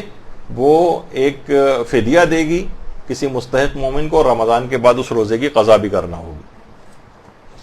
تو آپ نے دیکھا کہ دودھ پلانے والی ماؤں کا بھی جو مسئلہ ہے وہ بس ایک عمومی طور پر تاثر یہ کہ بھئی اس پہ تو روزہ معاف ہے، ایسا نہیں ہے، بلکہ وہ حتی الامکان وہ روزہ رکھے گی، اور جب وہ روزہ رکھنے شروع کرے کوئی مائنڈ میک اپ اپنا کر لے اور اپنی غذا وزا کا خیال کرے، تو آپ دیکھیں گے کیا ایسی چیز ہوگی. اگر آپ دیکھیں تو سحر اور افطار اور اس کے بعد کے پیریڈ میں آدمی اتنا، اگر آپ روزانہ کی کیلکولیشن کریں تو عام دنوں میں بھی آپ اتنا پانی وغیرہ نہیں پیتی ہیں یا اتنی غذا نہیں کھا پاتی جتنا رمضان میں کھا لیتی ہیں. تو جب کوئی چیز کی کمی واقع نہیں ہو رہی ہے تو پھر روزہ چھوڑنے کا ایسا کوئی جواز نہیں بنتا ہے، سوائے اس کے کوئی استثنائی موارد ہوں تو پھر ایک الگ بات بنتی ہے. تو کسی بھی طریقے سے اگر اس کمی کو پورا کر کے وہ روزہ رکھ سکتی ہو تو ضروری ہے کہ روزہ رکھے. اچھا، یہ فدیہ کب دیں یا عورتیں حاملہ یا دودھ پلانے والی؟ جب یہ واقعی ایسی صورتحال ہو جائے جو ہم نے ڈسکس کی کہ اس کو اب فدیہ دینا ہے، تو کیا وہ یہ کر سکتی ہے کہ بھئی مجھے تو پورے مہینے یہ کیفیت رہے گی، آگے کے دنوں میں یہ کیفیت رہے گی، تو میں ابھی سے یہ فدیہ نکال دوں؟ نہیں، وہ یہ نہیں کر سکتی. جو دن آگے بڑھتے جائیں اور وہ روزہ اس سے چھوٹتا جائے، وہ دن گزرنے کے بعد اس کا فدیہ دے، ایڈوانس میں نہیں دے سکتی. یعنی حاملہ ہو یا دودھ پلانے والی عورتیں وہ پورے مہینے کا ایڈوانس میں، جتنے بھی دن وہ نہیں رکھ پا رہی ہے اس کا ایڈوانس میں دے کہ نہیں اب تو مشکل ہے کہ میں ایک ہفتے تک مثلا روزہ رکھ سکوں جو میری صورتحال ہے، تو ایڈوانس میں نہیں دے سکتی. ایک دن گزرنے کے بعد بھی دے سکتی ہے، یا یہ بھی کر سکتی ہے کہ ابھی فوراً نہ دے، عید وغیرہ ہو جائے اور ایک ساتھ پھر جتنے بھی روزے چھوڑے ہیں اس کے چھوٹے ہیں، اس طرح سے ان کی قضا تو جب کبھی وہ پورے سال میں انجام دے گی اس کے پاس وقت ہے. فدیہ بھی کوشش تو کرے کہ جتنی جلد ہو سکے دے دے، لیکن یہ بعد میں بھی ادا کر سکتی. فوراً واجب نہیں کہ ادھر وہ دن گزرا اور فوراً اسی دن اس کو فدیہ دینا ہے. رمضان میں بھی ایک دن گزرنے کے بعد بھی دے سکتی ہے، اور بہت سارے دن اس طرح سے جمع ہو جائیں تو اس کے بعد بھی اکٹھے ان کا فدیہ بعد میں بھی ادا کیا جا سکتا ہے. اور رمضان کے بعد تو وہ قضا انجام دیں گی ہی. تو بہت سی خواتین کو یہ دیکھا گیا ہے اور بہت سے مریضوں کو بھی دیکھا گیا ہے کہ وہ ایڈوانس میں ہی اپنا پورا فدیہ نکال دیتے ہیں. صرف 1-2 افراد کو صرف اجازت ہے کہ وہ ایڈوانس میں نکال سکتے ہیں، وہ بھی آگے چل کر آئے گا، لیکن ان افراد کو اجازت نہیں. اچھا، رمضان میں لوگ اکثر پوچھتے ہیں بلڈ ٹیسٹ وغیرہ کرانے کا مسئلہ، لیبارٹریز جاتے ہیں، بلڈ نکالنا پڑ رہا ہے، تو خون نکلوانے سے یہ بالکل جائز ہے اور اس سے روزہ باطل نہیں ہوتا، اس سے کوئی فرق نہیں پڑتا کتنا بھی خون نکال لیا جائے. اسی طریقے سے حالت روزہ میں شوگر بھی چیک کی جا سکتی، ظاہر ہے اس میں بھی بلڈ نکالا جا رہا ہے. اچھا، شوگر کے مریض کے لحاظ سے بھی یہ ہر شوگر کا مریض ذرا الگ ہے، ہم کی کوئی ایک حکم سب پہ مریضوں پہ نہیں لگا سکتے. بہت سے مریض ایسے ہیں, کتنی ویب سائٹس موجود ہیں, کتنے ڈاکٹروں کے ٹی وی پروگرامز آتے ہیں کہ کون کون سی احتیاطیں رکھ کے جو زیادہ کمپلیکیٹڈ جن کی شوگر نہیں ہے وہ روزہ رکھ سکتے ہیں. لیکن یہ احتیاط کر لیں, دوا کے ڈوز یہ کر لیں, انسولین کے ڈوز کم اور زیادہ کیے جا سکتے ہیں, وہ ظاہر ہے وہ ڈاکٹروں سے مشورے وغیرہ کے بعد. ایسا نہ ہو کہ کوئی زبردستی جو ہے وہ کسی کو نقصان ہو جائے اور بعد میں ہمیں آ کے پکڑ کے آپ نے اتنے سخت مسئلے بتائے جس کی وجہ سے دیکھیں انہوں نے روزہ رکھا اور یہ نقصان ہو گیا. وہ تو ہر مریض خود دیکھے کہ کچھ, جب بھی میں نے کہا کہ ہر مریض منفرد ہے, ایک الگ انڈیویجول ہے, اس کا حکم بالکل دوسرے سے الگ ہے. تو نہ تو تمام شوگر کے مریضوں پر سے روزہ معاف ہے اور نہ ہی تمام شوگر کے مریض ایسے ہیں کہ جن کے اوپر روزہ رکھنا واجب ہو. یہ ہر شخص کا ایک بالکل الگ مسئلہ ہے, وہ خود دیکھے کہ وہ رکھ سکتا ہے یا نہیں رکھ سکتا. اگر وہ اپنی ڈائٹ کو مینٹین کرتے ہوئے, دوا کو ڈوز کو ایڈجسٹ کرتے ہوئے, مشورے سے, لائف سٹائل ماڈیفیکیشنز کے ذریعے, بہت ساری اس طرح کی چیزیں ہیں کہ جس سے وہ روزہ رکھنے کے قابل ہو تو اسے رکھنا پڑے گا روزہ. اور اگر اس طرح کی کوئی صورتحال ہوتی ہے کہ ایک دم سے شوگر بہت ڈاؤن اس کی ہو جاتی ہے اور مسائل اس کے ساتھ ہوتے ہیں, تو پھر وہ اپنے شرعی فریضے پر, کیونکہ شدید نقصان پہنچنے کا اندیشہ ہے, تو پھر اس موقع پر وہ روزے کو توڑ سکتا ہے. اچھا, اسی طرح سے خون کے بلڈ ڈونیشن باقاعدہ اکثر روزے کی حالت میں دینے کا ایک مسئلہ ہوتا ہے. تو خون کا عطیہ بھی دے سکتے ہیں, بلڈ بھی ڈونیٹ کر سکتے ہیں. 21 رمضان آتی ہے, مختلف کیمپس وغیرہ لگتے ہیں, اس کے اندر بھی لوگ بلڈ ڈونیٹ کرتے ہیں. تو لوگ عام طور پر دماغ میں یہ آتا ہے کہ کہیں جسم سے خون نکالنے سے روزہ باطل تو نہیں ہو جاتا. تو باطل نہیں ہوتا ہے, البتہ اگر خون کے اتنا زیادہ خون نکالا جائے جس سے کمزوری ہونے لگے, اس کو ضعف کا باعث بننے لگے, تو اس صورت میں یہ بلڈ ڈونیٹ کرنا یہ مکروہ ہے, مکروہ ہو جاتا ہے, یعنی ثواب روزہ کم ہو جائے گا. کیونکہ اچھا, لیکن بعض اوقات ایسا ہوتا ہے کہ ظاہر ہے کہ مریض کو بہت ضرورت ہے ورنہ وہ مر جائے گا, تو اس طرح کی کوئی صورت حال ہوتی ہے جس میں ایک لحاظ سے دیکھا جائے تو بلڈ ڈونیٹ کرنا واجب بھی ہو سکتا ہے, تو پھر یہ مکروہ والے مسئلے کو نہیں دیکھا جائے گا. یہ عام طور پہ ہوتا ہے جب کوئی ایسی وہ نہیں ہے اور ایک کیمپ لگا ہوا ہے جس کی والنٹیئر کوئی کرے اور جا کر اپنا بلڈ دے دے, اور اسے معلوم ہے کہ نہیں اس سے مجھے کمزوری بہت ہو جائے گی, تو اس کے لیے پھر کراہیت رکھتا ہے. لیکن بہت سے لوگوں کو نہیں ایسا کوئی مسئلہ ہوتا, تو وہ ان کے لیے مکروہ بھی نہیں. اچھا, بلڈ ڈونیشن کے ساتھ ساتھ ایک اور چیز بھی ہے, بہت سے علاج ایسے ہیں جیسے ہجامہ کروانا, کپنگ جسے کہتے ہیں. یہ بھی اگر خون اس کے جسم سے نکلنے سے کمزوری کا باعث بنے تو ہجامہ کروانا بھی مکروہ ہو جائے گا. بلڈ ڈونیشن کا تو آپ نے سن لیا, یعنی ہر وہ طریقہ, لیکن عام طور پر خون کے جو ٹیسٹ کروائے جاتے ہیں اس میں اتنا کم بلڈ لیا جاتا ہے کہ اس سے کوئی کمزوری وغیرہ نہیں ہوتی. البتہ بہت سے ایسے وہمی ٹائپ کے بھی ہوتے ہیں کہ ذرا سا 5 cc بھی بلڈ نکال لیا جائے تو کہتے ہیں پتہ نہیں کتنا نکال لیا, اور بے ہوش ہونے لگتے ہیں اسی وقت. تو وہ اس طرح کے وسواسی افراد کی بات نہیں ہو رہی, لیکن عام طور پر جسم سے اتنی مقدار میں ایسا خون نکلنا جو کمزوری کا باعث بن جائے, یہ حالت روزہ میں مکروہ. اور قطع نظر اس کے, ابھی میں اس کے فقہی احکام پہ تو ہم کافی تفصیلی کلاس زنجیر زنی اور قمع زنی کے موضوع کے اوپر لے چکے ہیں. وہ ہر مجتہد کے اپنے اپنے مقلد جو ہے اپنے اپنے مجتہد کے مسئلے کے اوپر عمل کرے. لیکن ویسے کہ عام طور پر زنجیر زنی وغیرہ کے اندر وہ اس میں بھی خون اتنا معمولی نکلتا ہے کہ وہ کمزوری کا باعث نہیں. یعنی اس لحاظ سے اس مسئلے سے قطع نظر کہ کچھ مراجع اس کو منع کرتے ہیں, کچھ جائز قرار, وہ والی چیز ابھی ہم نہیں کر رہے, ابھی صرف خون جسم سے نکالنے کی بات کر رہے ہیں. تو اس لحاظ سے اگر وہ کیونکہ اتنی کم مقدار ہوتی ہے کہ وہ کمزوری کا باعث نہیں ہوتی. بہت زیادہ اگر کوئی ایسا کر لے اور کمزوری کا باعث ہو جائے تو وہ ٹھیک ہے, وہ ایک الگ مسئلہ ہو جائے گا, لیکن اس میں بھی عام طور پر اتنا خون نہیں نکلتا. تو اس میں معیار یہ ہے کہ اتنا خون جو کہ کمزوری کا باعث بنے وہ مکروہ ہے.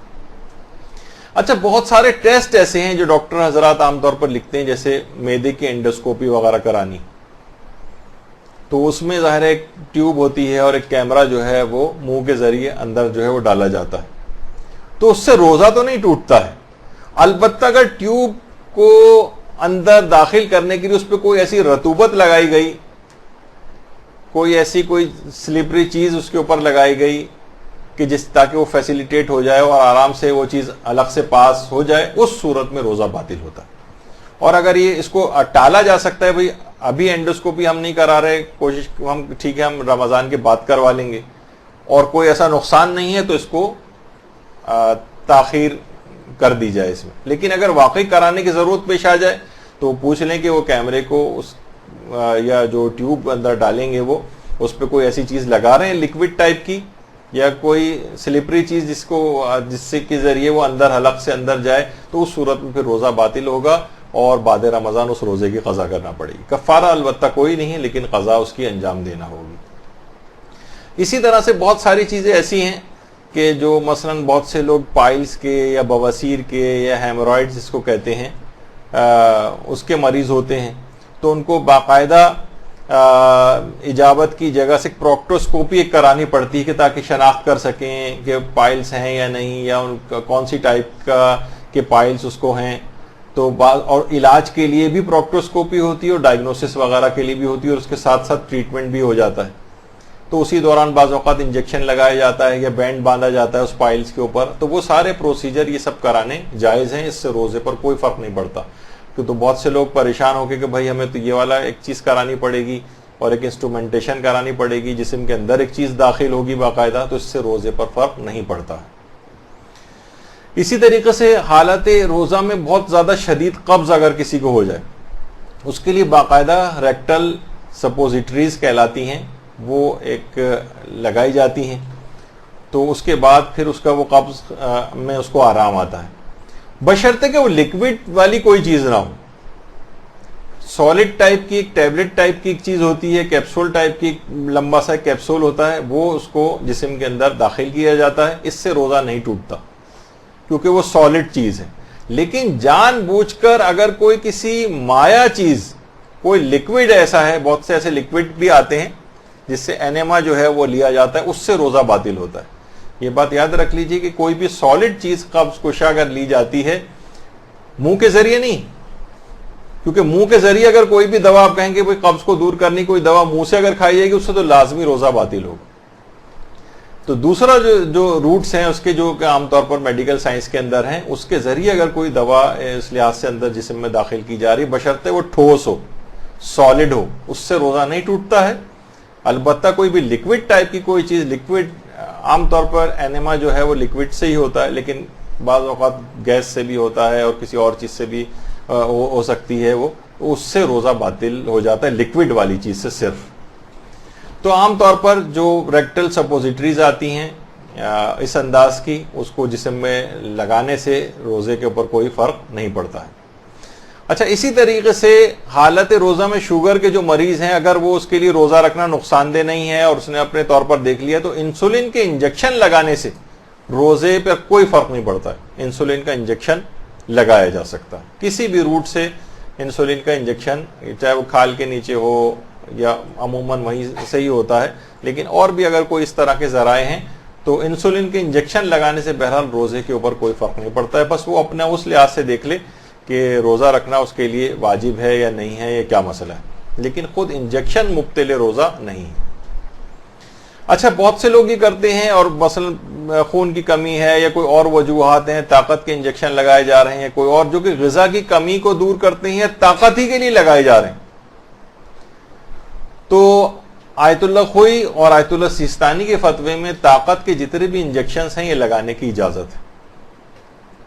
طاقت کے انجیکشن بھی حالت روزہ میں لگوائے جا سکتے ہیں. اب چاہے وہ انٹرا مسکولر ہوں, یعنی مسل میں لگائے جائیں, بازو میں, کولے میں, کسی بھی جگہ, یا مثلا خون کے اندر, خون کی رگ جو گزر رہی ہوتی ہے, وین وغیرہ, اس کے اندر اگر لگائے جا رہے ہیں, تو وہ کہتے ہیں اس سے کوئی فرق نہیں پڑتا ہے, دونوں لحاظ سے ٹھیک ہے.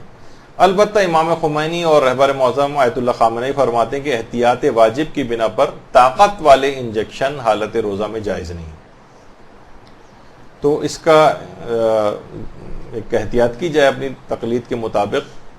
البتہ اگر کوئی احتیاط واجب میں رجوع کر کے اس مسئلے سے فائدہ اٹھانا چاہے یا سہولت لینا چاہے تو ایک الگ بات ہے. اسی طریقے سے حالت روزہ میں ڈرپ لگانے کا بھی مسئلہ ہے.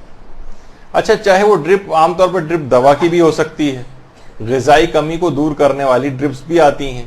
طاقت والی ڈرپس بھی آتی ہیں, مثلا گلوکوز کی اور سیلائن کی, یا اس طرح سے کوئی بھی چیز کے جسم کے اندر پانی پہنچ جائے اور غذائی کمی دور ہو جائے, یا کوئی بھی اس طرح کی چیز یا طاقت آ جائے, تو یہاں بھی وہی طاقت والے انجیکشنز کا مسئلہ ہے. آیت اللہ خوئی اور آقا سیستانی کے فتوے میں جائز ہے, اور امام خمینی اور آیت اللہ خامنئی احتیاط واجب کی بنا پر اس کو جائز نہیں سمجھتے اور مبطل روزہ بھی سمجھتے ہیں. تو اگر کسی کو واقعی ایسی ضرورت پیش آ جائے, مثلا ڈائریا ہو گیا اور اس کو مثلا ڈرپ لگانی پڑ گئی وہاں جا کر, تو وہ ڈرپ سے عام طور پر وہ پانی کی کمی بھی پوری ہو جائے گی, اور وہ سوچ رہا ہے کہ اگر یہ مجھے ڈرپ لگ جائے تو میں آرام سے اپنے روزے کو بھی پورا کر لوں گا, تو اس میں کوئی حرج نہیں آغا سیستانی اور آغا کوئی کے فتوے میں. اور یہ بھی جو دیگر مراجع کے مقلدین, یہ بھی اگر اب احتیاط واجب میں اگر ان کے بعد دوسرا بڑا مجتہد اجازت دے رہا ہو تو وہاں رجوع کر کے ڈرپ بھی لگوا سکتے ہیں. اسی طرح سے حالت روزہ میں دانتوں کا علاج کروانے کے لیے ڈینٹسٹ کے پاس جانے کا مسئلہ. عام طور پر ڈینٹسٹ افطار کے بعد نہیں بیٹھتے ہیں, لوگ کہتے ہیں بھائی مجبوری ہے, مجبوری کی وجہ سے کہتے ہیں پھر ہمیں تو روزہ چھوڑنا پڑے گا. نہیں, حالت روزہ میں دانتوں کے علاج کے لیے جا سکتے ہیں. ظاہر ہے اس میں وہ انجیکشنز بھی لگاتے ہیں سن کرنے والے, وہ بھی لگوائے جا سکتے ہیں. بار بار منہ میں ظاہر ہے وہ پانی بھی ان کے آ رہا ہوتا ہے اور اس کو بار بار اس کو پانی کو منہ سے نکالنا بھی ہوتا ہے, بس وہ پانی حلق کے اندر نہ جائے.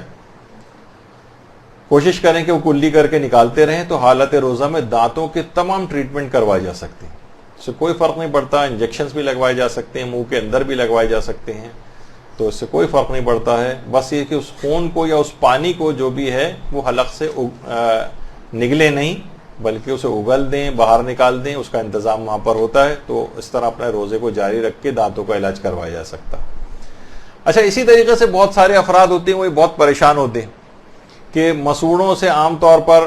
بہت سے لوگوں کو ہوتا ہے کہ برش کر رہے ہیں تو کچھ خون نکل رہا ہے, یا ویسے بھی الگ سے بھی کچھ خون آتا رہتا ہے.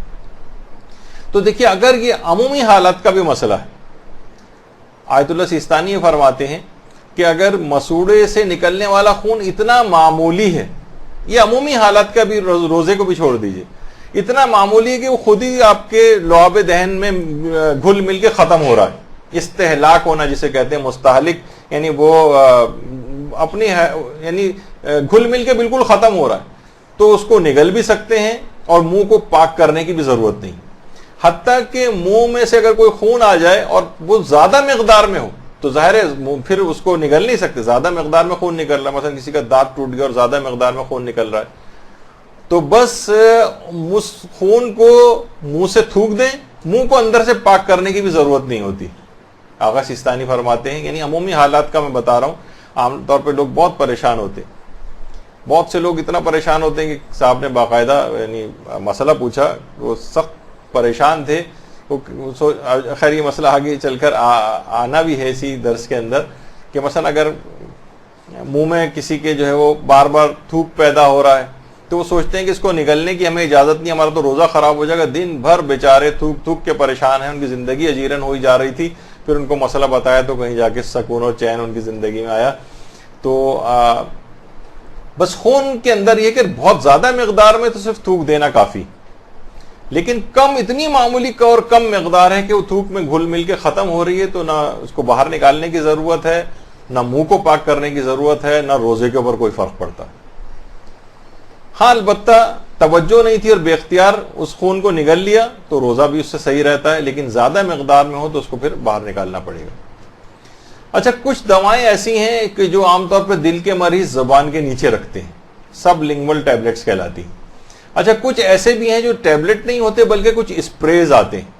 وہ بھی دل کے مریض استعمال کرتے ہیں. زبان کے نیچے اس کو اسپرے کرتے ہیں اور اس کے بعد وہ جو دوا ہوتی ہے وہ زبان کے نیچے سے ہی جذب ہو کے خون وغیرہ کے اندر آ جاتی ہے. تو یہ ایک بڑا مسئلہ ہوتا ہے کہ کیا یہ افراد اس طرح سے ان چیزوں کو استعمال کر سکتے ہیں. تو دیکھیے, حالت روزہ میں اچھا یہ درد کم کرنے والی دوائیں بھی ہوتی ہیں جو جسم کے درد کو کم کرتی ہیں, اور دل کے مریضوں کے لیے بھی ہوتی ہیں جو زبان کے نیچے رکھی جاتی ہیں. تو آیت اللہ سیستانی کے فتوے میں بالکل جائز ہے سب لنگول ٹیبلٹ اور سب لنگول اسپرے, یعنی زبان کے نیچے کا اسپرے اور ٹیبلٹ یہ دونوں رکھی جا سکتی ہیں, اور اس سے روزے پر کوئی فرق نہیں پڑتا. تو بہت سے لوگ صرف اس وجہ سے روزے نہیں رکھ پاتے ان کے مقلدین کہ ہمیں تو زبان کے نیچے گولی رکھنی ہوتی ہے, مثلا اس سے روزہ ٹوٹ جائے گا. نہیں, روزہ نہیں ٹوٹتا, وہ بالکل روزے کو اپنے جاری رکھ سکتے ہیں. البتہ آیت اللہ خامنئی فرماتے ہیں احتیاط واجب کی بنا پر سب لنگول ٹیبلٹ اور یہ جو اسپرے آتے ہیں ان کے استعمال سے روزہ باطل ہو جاتا ہے. تو کیونکہ احتیاط واجب ہے, احتیاط واجب میں دوسرے مرجع کی طرف رجوع ہو جاتا ہے, تو ان کے مقلدین بھی اپنے روزے کو دوسرے مجتہد کی طرف اگر وہ اجازت دیتا ہو تو اس کی طرف رجوع کر کے بچا سکتے ہیں. تو یہ ایک مسئلہ ہے, یہ اس وجہ سے بتائی جا رہی ہیں چیزیں کہ لوگ عام طور پر اس کو سوچتے ہیں اس سے تو روزہ باطل ہو جائے گا, تو نہیں, اس کے حل موجود ہے. اچھا, اسی طرح سے آنکھوں میں دوائی ڈالنے والا بھی ایک مسئلہ آتا ہے, اور کان میں دوا ڈالنے کا مسئلہ آتا ہے,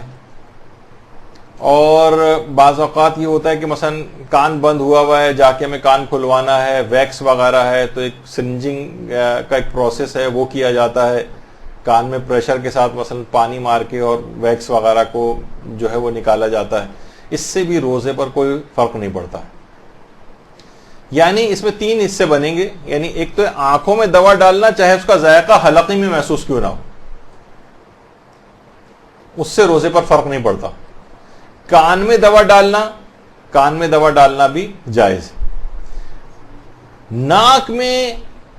قطرے والی ایسی دوا ڈالنا کہ وہ بہہ کر قطرے, عام طور پہ دیکھیے اس میں سب سے بڑی غلطی یہ ہوتی ہے, عام طور پہ جو لوگ اسپرے کرتے ہیں,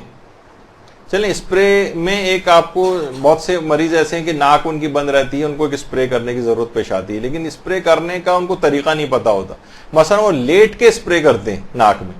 تو ایک تو اس سے دوا کی بہت زیادہ مقدار اندر جاتی ہے, اور اتنا تیزی کے ساتھ قطروں کی صورت میں ان کے حلق سے نیچے اتر جاتی ہے دوا, جس سے روزہ باطل ہو جاتا ہے. تو ناک میں قطرے اس طرح سے لیٹ کے ڈالنا, اس میں لازمی وہ قطرے جو ہے نا وہ غذا کی نالی میں چلے جاتے ہیں. حلق سے نیچے کوئی چیز اگر آپ نے ناک میں دوا ڈالی اور وہ حلق سے نیچے اتر گئی تو روزہ باطل ہو جائے گا. اب آپ لاکھ کہیں کہ بھائی اس کے بغیر تو اسے سانس نہیں آ رہا, ٹھیک ہے وہ مجبوری کی حالت میں چلا جائے گا, نہیں سانس آ رہا تھا, اس نے دوا ڈالی, کم سے کم یہ روزہ اس کا باطل ہو گیا, بعد رمضان اس کو قضا کرنی, کفارہ کوئی نہیں دینا. لیکن اگر وہ احتیاط کے ساتھ مریض مثلا اسپرے فارم میں کوئی ڈراپس بھی ہیں تو بھی اگر اس کو جو وہ ہوتا ہے اسپرے, اس کے کنٹینر کے اندر اس دوا کو اگر منتقل کر کے اور پھر مثلا ناک میں اسپرے کی صورت میں کرے. اچھا, بہت سے مریض کہتے ہیں ہم اسپرے کرتے ہیں تو ہمیں منہ میں ذائقہ محسوس ہوتا ہے. دیکھیے, منہ میں ذائقہ آنا کوئی معیار نہیں, منہ میں ذائقے آنے سے کوئی فرق نہیں پڑتا ہے, بس حلق سے نیچے غذا کی نالی میں دوا نہیں جانی چاہیے. اور اگر آپ کو شک ہے کہ پتہ نہیں غذا کی نالی میں دوا گئی یا نہیں گئی, تو اس صورت میں بھی, اس حالت شک میں بھی روزہ صحیح رہتا ہے. البتہ بس شروع میں یہ اطمینان ہونا چاہیے کہ دوا جو ہے یہ غذا کی نالی میں نہیں جائے گی, اور پھر بعد میں شک رہے کہ پتہ نہیں گئی غذا کی نالی میں یا نہیں, تو اس صورت میں بھی روزہ صحیح سمجھا جاتا ہے. تو آنکھ میں اور کان والے میں اتنا زیادہ مسئلہ نہیں ہے, اور ناک میں دوا قطروں کی صورت میں ڈالنے سے وہ حلق کے نیچے اتر سکتی ہے, لیکن اسپرے کی صورت میں اگر بہت زیادہ پاورفلی اسپرے نہ کیا جائے اور کہ وہ قطرات کی صورت میں غذا کی نالی کے اندر چلا جائے, اور یہ والی احتیاط کر لی جائے, ہلکے سے اسپرے کیا جائے, تو امید ہے کہ اس کا وہ مسئلہ بھی حل ہو جائے گا اور اس کی غذا کی نالی میں بھی دوا نہیں جائے گی. اسپرے کی صورت میں اتنا مسئلہ نہیں, بس یہ احتیاط کر لی جائے. تو یہ 3 چیزیں اس کیٹیگری بنتی ہیں اس میں. ہاں, البتہ آنکھوں میں سرما لگانا یہ جائز ہے, لیکن اگر اس کا مزہ یا بو حلق تک پہنچے تو یہ مکروہ. اچھا, ابھی آنکھوں میں دوا ڈالنے والا مسئلہ تھا, اس میں ہم نے کہا کہ حلق تک بھی پہنچ جائے تو بھی کوئی مسئلہ نہیں. ابھی آپ نے اس سے پہلے دیکھا سرما لگانے میں کہنے کہ مکروہ ہے, کیونکہ یہ روایات میں یہ چیز آئی. تو مکروہات بھی ہم اپنی مرضی سے نہیں بنا سکتے. جو مکروہ چیزیں فقہ میں احادیث کے اندر آئی ہیں صرف اس حد تک. تو سرما لگانے سے اگر اس کا مزہ یا بو حلق تک پہنچے تو یہ مکروہ ہوتا ہے. اب پتہ نہیں, کیونکہ ہم نے تو کبھی سرما نہیں لگایا, آپ لوگوں کو زیادہ پتہ ہوگا خواتین کو کب ایسا ہوتا ہے کب نہیں. اچھا, بہت سے افراد گردے کی بیماری والے بھی ہوتے ہیں خاندانوں میں. ایسی بیماری گردے کی, ہر گردے کی بیماری والا نہیں, ایسی بیماری جس میں مریض کا بار بار پانی پینا بہت ضروری, ورنہ اس کے مرض کی شدت میں اضافہ ہو جائے گا, یہ شفا ملنے میں تاخیر ہو جائے گی. ایسے افراد جو ہے روزہ چھوڑ سکتے ہیں بعد رمضان. جب یہ روزہ رکھنے کے قابل ہوں تو پھر ان کو تب یہ روزہ رکھیں گے, یعنی اس کی قضا کرنا پڑے گی. یعنی گردے کے ایسے مریض. اچھا, اس میں کیا ہوتا ہے کہ عام طور پر لوگ کیا کرتے ہیں, بھائی پرانی کسی کو مثلا پتھری ہے, اب وہ وہ بھی سوچتا ہے کہ نہیں مجھ پر سے بھی روزہ ساقط ہو گیا. نہیں, وہ اگر روزہ رکھ بھی رہا ہے, پہلے سے پتھری چلی آ رہی ہے مثلا, کوئی ایسی شدت مرض کے اندر اس کے نہیں ہو رہی ہے, نہیں, اس کو صرف پانی بار بار پینا رمضان میں یاد آنے لگتا ہے. ویسے پورے دن مشکل سے 2 گلاس ہی پانی پیتا ہوگا وہ, لیکن وہ کہتا ہے کیونکہ رمضان آ گیا ہے, گردے میں پتھری ہے, لہٰذا مجھ پہ روزہ نہیں ہے, مجھے تو بار بار پانی پینے کو ڈاکٹر نے کہا ہے. تو نہیں, ایسا مسئلہ نہیں ہے. یا تو مرض کی شدت میں اس کی اضافہ ہو جائے تب وہ روزہ چھوڑ سکتا ہے, جب بار بار پانی پینا بہت زیادہ اس کے لیے ضروری ہے, ورنہ اس کی شفا ملنے میں تاخیر ہو جائے گی. ایسا انفیکشن ہے اس میں بار بار کہا ہے زیادہ پانی پیو, کوئی بھی ایسی چیز کہ جو کہ آپ نے اس سے پہلے معیارات سنے اس کے اوپر پوری اترتی ہو, تو گردے کی ایسی بیماری کہ جس سے شدت اس کی آ جائے گی اور شفا ملنے میں تاخیر ہوگی, صرف وہ چھوڑ سکتا ہے. اچھا, بہت سے جسم میں جذب ہونے والی جو چیزیں, ان سے لوگ بہت سوال کرتے ہیں کہ ہم نے تیل لگا لیا, کہ روزے میں تیل لگا سکتے ہیں نہیں, وہ روزے میں کوئی مرہم لگا سکتے ہیں نہیں, کریم لگا سکتے ہیں نہیں, آئنٹمنٹ لگا سکتے ہیں نہیں, لوشنز, ڈیوڈرنٹس اور جو اور اس طرح کی جو چیزیں ہیں جو کھال میں جذب ہو جاتی ہیں, ان کا استعمال بالکل جائز ہے, اس سے روزے پر کوئی فرق نہیں پڑتا. حلق سے گزر کر غذا کی نالی میں بس کوئی چیز نہ جائے, یہ اصول اور معیار یاد رکھیں, تو اس سے کوئی فرق نہیں پڑتا ہے. البتہ بہت سے سارے افراد اس کا بھی پوچھتے ہیں کہ جو کہ ظاہر ہے روزے کی حالت میں سگریٹ نوشی منع ہے, اب وہ ان کو ایک نکوٹین جسم میں نہیں جاتی, تو بہت سی ایسی نکوٹین پیچ آ گئے, وہ نکوٹین پیچ جسم کے اوپر لگا لیں تو کھال سے جذب ہو کے نکوٹین کی اتنی مقدار ان کے جسم میں, جو اس طرح کے ظاہر ہے سگریٹ نوشی وغیرہ کے ایڈکٹ ہیں, ان کے لیے بہت مشکل مسئلہ بن جاتا ہے کہ کس طرح سے اس سے وہ کریں. بہت سے اس کو ٹالریٹ کر لیتے ہیں, لیکن کچھ جو ہیں بہت ان کے لیے مشکل مسئلہ, تو وہ نکوٹین پیچ لگاتے ہیں, تو جس سے نکوٹین اندر جذب ہو کے خون میں پہنچتی ہے اور ان کو وہ سائیڈ ایفیکٹس وغیرہ نہیں ہوتے ودرول کے جو ہوتے ہیں عام طور پر, تو اس سے بھی روزے پر کوئی فرق نہیں پڑتا, کیونکہ ظاہر غذا کی نالی سے کوئی چیز نہیں نیچے نہیں اتر رہی. اچھا, اب یہاں ایک چیز, اگرچہ یہ وہ مسئلہ خواتین کے لحاظ سے تو آپ لوگ سوچیں گے کہ ہمارے لیے تو بیکار ہے حالت روزہ میں نسوار استعمال کرنے کا مسئلہ, لیکن کتنی خواتین ایسی ہیں, مدرسے کے پاس کتنے ایسے سوالات آتے ہیں کہ ہماری والدہ جو ہیں وہ نسوار کھاتی ہیں. بہت سی خواتین ایسی ہیں کہ جو کہ ایسے علاقوں, شمالی علاقہ جات وغیرہ کی, وہاں پر عام طور پر بڑی بوڑھی خواتین جو ہیں وہ نسوار وغیرہ کا استعمال کرتی ہیں, کچھ مرد بھی ایسا ہو سکتے ہیں. تو اس میں یاد رکھیں کہ اگر حالت روزہ میں نسوار کے ذرات حلق سے نیچے اتر جائیں, یا نسوار سے مثلا وہ تو سائیڈ میں رکھ لی جاتی ہے نا, تو لعاب دہن کے ساتھ مخلوط ہو کر وہ لعاب اگر کوئی نکل دے, جو لعاب نسوار کے ساتھ مخلوط ہو گیا, اس سے بھی روزہ باطل ہو جاتا ہے. ہاں, البتہ بہت سے لوگ اب اس میں جائیں, ایک بحث اس کے اندر چھڑتی ہے کہ ہم تو صرف رکھ رہے ہیں اور حلق سے مثلا لعاب بھی نیچے نہیں جائے گا, تو کیا تب رکھ سکتے ہیں؟ تو اگر حلق سے کوئی بھی چیز نیچے نہیں اتر رہی تو فقط کسی چیز کا منہ میں رکھنا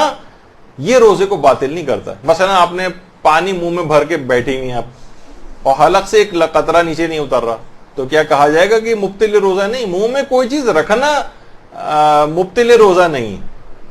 جب تک کہ وہ حلق سے نیچے نہ اترے. تو اگر وہ نسوار سے مخلوط لعاب جو ہے جب تک اسے آپ حلق سے نیچے نہیں اتاریں گے تب تک, لیکن عام طور پر اس کا کوئی خیال نہیں رکھ سکتا, تو لہٰذا اس کو اس سے اجتناب کرنا پڑے گا. یعنی اس کا امکان بہت زیادہ پایا جاتا ہے کہ نسوار سے کے ذرات سے مخلوط لعاب جو ہے وہ حلق سے نیچے اگر کسی نے نگل لیا تو روزہ باطل ہے, تو بہرحال اس سے اجتناب کرنا ہی ضروری ہوگا. اچھا, حالت روزہ میں اکثر لوگ ایک تو ابھی تو نکوٹین پیچ آپ نے سنا, اب ایسا نہ کوئی باقاعدہ سگریٹ نوشی شروع کر دے اور یہ نسوار وغیرہ کھانا. تو بہرحال یہ کہ الیکٹرانک سگریٹ, یہ ایک نئی سگریٹ ٹائپ, اب نئی تو نہیں ہے خیر, یہ بھی پرانی ہو گئی ہے. اس میں اس انداز کا ایک گاڑھا دھواں جس طریقے سے ہوتا ہے وہ نہیں نکلتا ہے, تو باقاعدہ یہ بھی ہم نے استفتہ کر کے جو ہے وہاں سے ای سگریٹ کہلاتی ہے, الیکٹرانک سگریٹ, تو وہاں سے یہی جواب آیا کہ احتیاط واجب کے طور پر روزے کی حالت میں الیکٹرانک سگریٹ کا استعمال بھی جائز نہیں. تو بہرحال اگر کوئی بہت سارے افراد جو ہے, بہت سے لوگ کہتے ہیں بھائی اس میں تو ویسا دھواں بھی نہیں ہے, پھر یہ ایسا کیوں ہو رہا ہے, تو یہ دیکھیے یہ کام مجتہد کا ہے, اس پہ دلائل دیجئے, قرآن و حدیث ہے, تو یہ ہم لوگوں کا کام نہیں ہے, مجتہد کا کام ہوتا ہے کہ وہ اس کے پاس اصول، قواعد، ضوابط قرآن و حدیث کے اوپر مکمل نگاہ، جس کے تحت انہوں نے احتیاط واجب لگا کے منع کیا اس کا استعمال. تو مقلد کا کام فقط اور فقط اس کے اوپر عمل کرنا ہے. تو الیکٹرانک سگریٹ بھی استعمال نہیں کر سکتے. اچھا، بہت سی خواتین کے لیے ایک لحاظ سے ہوتا ہے کہ ہونٹوں کو خشکی سے بچانے کے لیے لپ بام، لپ گلوس یہ ہونٹوں پہ لگائیں، لیکن اگر اس کا مواد منہ کی تری سے مخلوط ہو کر اگر حلق سے نیچے نہ اترے تو اس کا استعمال جائز. یہ روزے کو باطل. حلق سے نیچے کوئی چیز نہیں اترے، صرف آپ نے ہونٹوں پہ کوئی چیز لگا لی ہے اور اس سے منہ کی تری سے مخلوط ہو کر وہ مواد معدے میں نہیں جا رہا ہے تو ٹھیک ہے، کوئی مسئلہ نہیں، یہ سب لگا سکتے ہیں، کوئی فرق نہیں پڑتا اس سے. اسی طریقے سے اگرچہ روزے دار کے منہ کی بو کو جو ہے وہ اللہ پسند کرتا ہے، روایت میں یہ بات آئی، لیکن اگر کوئی کسی کو اچھا نہیں لگ رہا ہے اور وہ حالت روزہ میں منہ کی بو کو دور کرنے کے لیے کوئی خوشبودار اسپرے منہ میں کرے اور اس کا مواد حلق سے نیچے نہ اترے تو اس کا روزہ صحیح ہے. لیکن اگر وہ حلق سے نیچے اتر رہا ہے مواد اس کا تو پھر روزہ باطل ہو جائے گا. لیکن اصلاً حلق سے کوئی چیز نیچے نہ اترے تو منہ میں اگر اس کو استعمال کر لیا جائے، کوئی ایسی دوا لگا لی جائے تو اس سے بھی روزے پر فرق نہیں پڑتا. اور حالت روزہ میں یہ بہت زیادہ سوالات اس طرح کے آتے ہیں، مثلا حالت روزہ میں مہندی کے لگا سکتے ہیں نہیں، بالوں میں خضاب لگانا، ناخن کاٹنا، بال کٹوانا، ان سے روزے پر کبھی کوئی فرق نہیں پڑتا، جائز ہے بالکل. ہاں البتہ مہندی لگانا،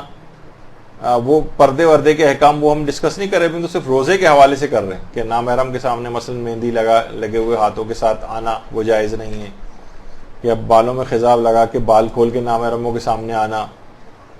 وغیرہ. اچھا، اب ایک ہوتا ہے حالت روزہ میں قے کرنے کا یا الٹی کرنے کا مسئلہ.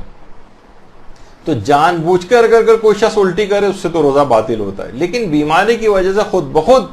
یا بیماری نہیں بھی ہے ویسے ہی خود بخود الٹی اس کو آ گئی، بے اختیار آ گئی، اس سے روزے پر فرق نہیں پڑتا.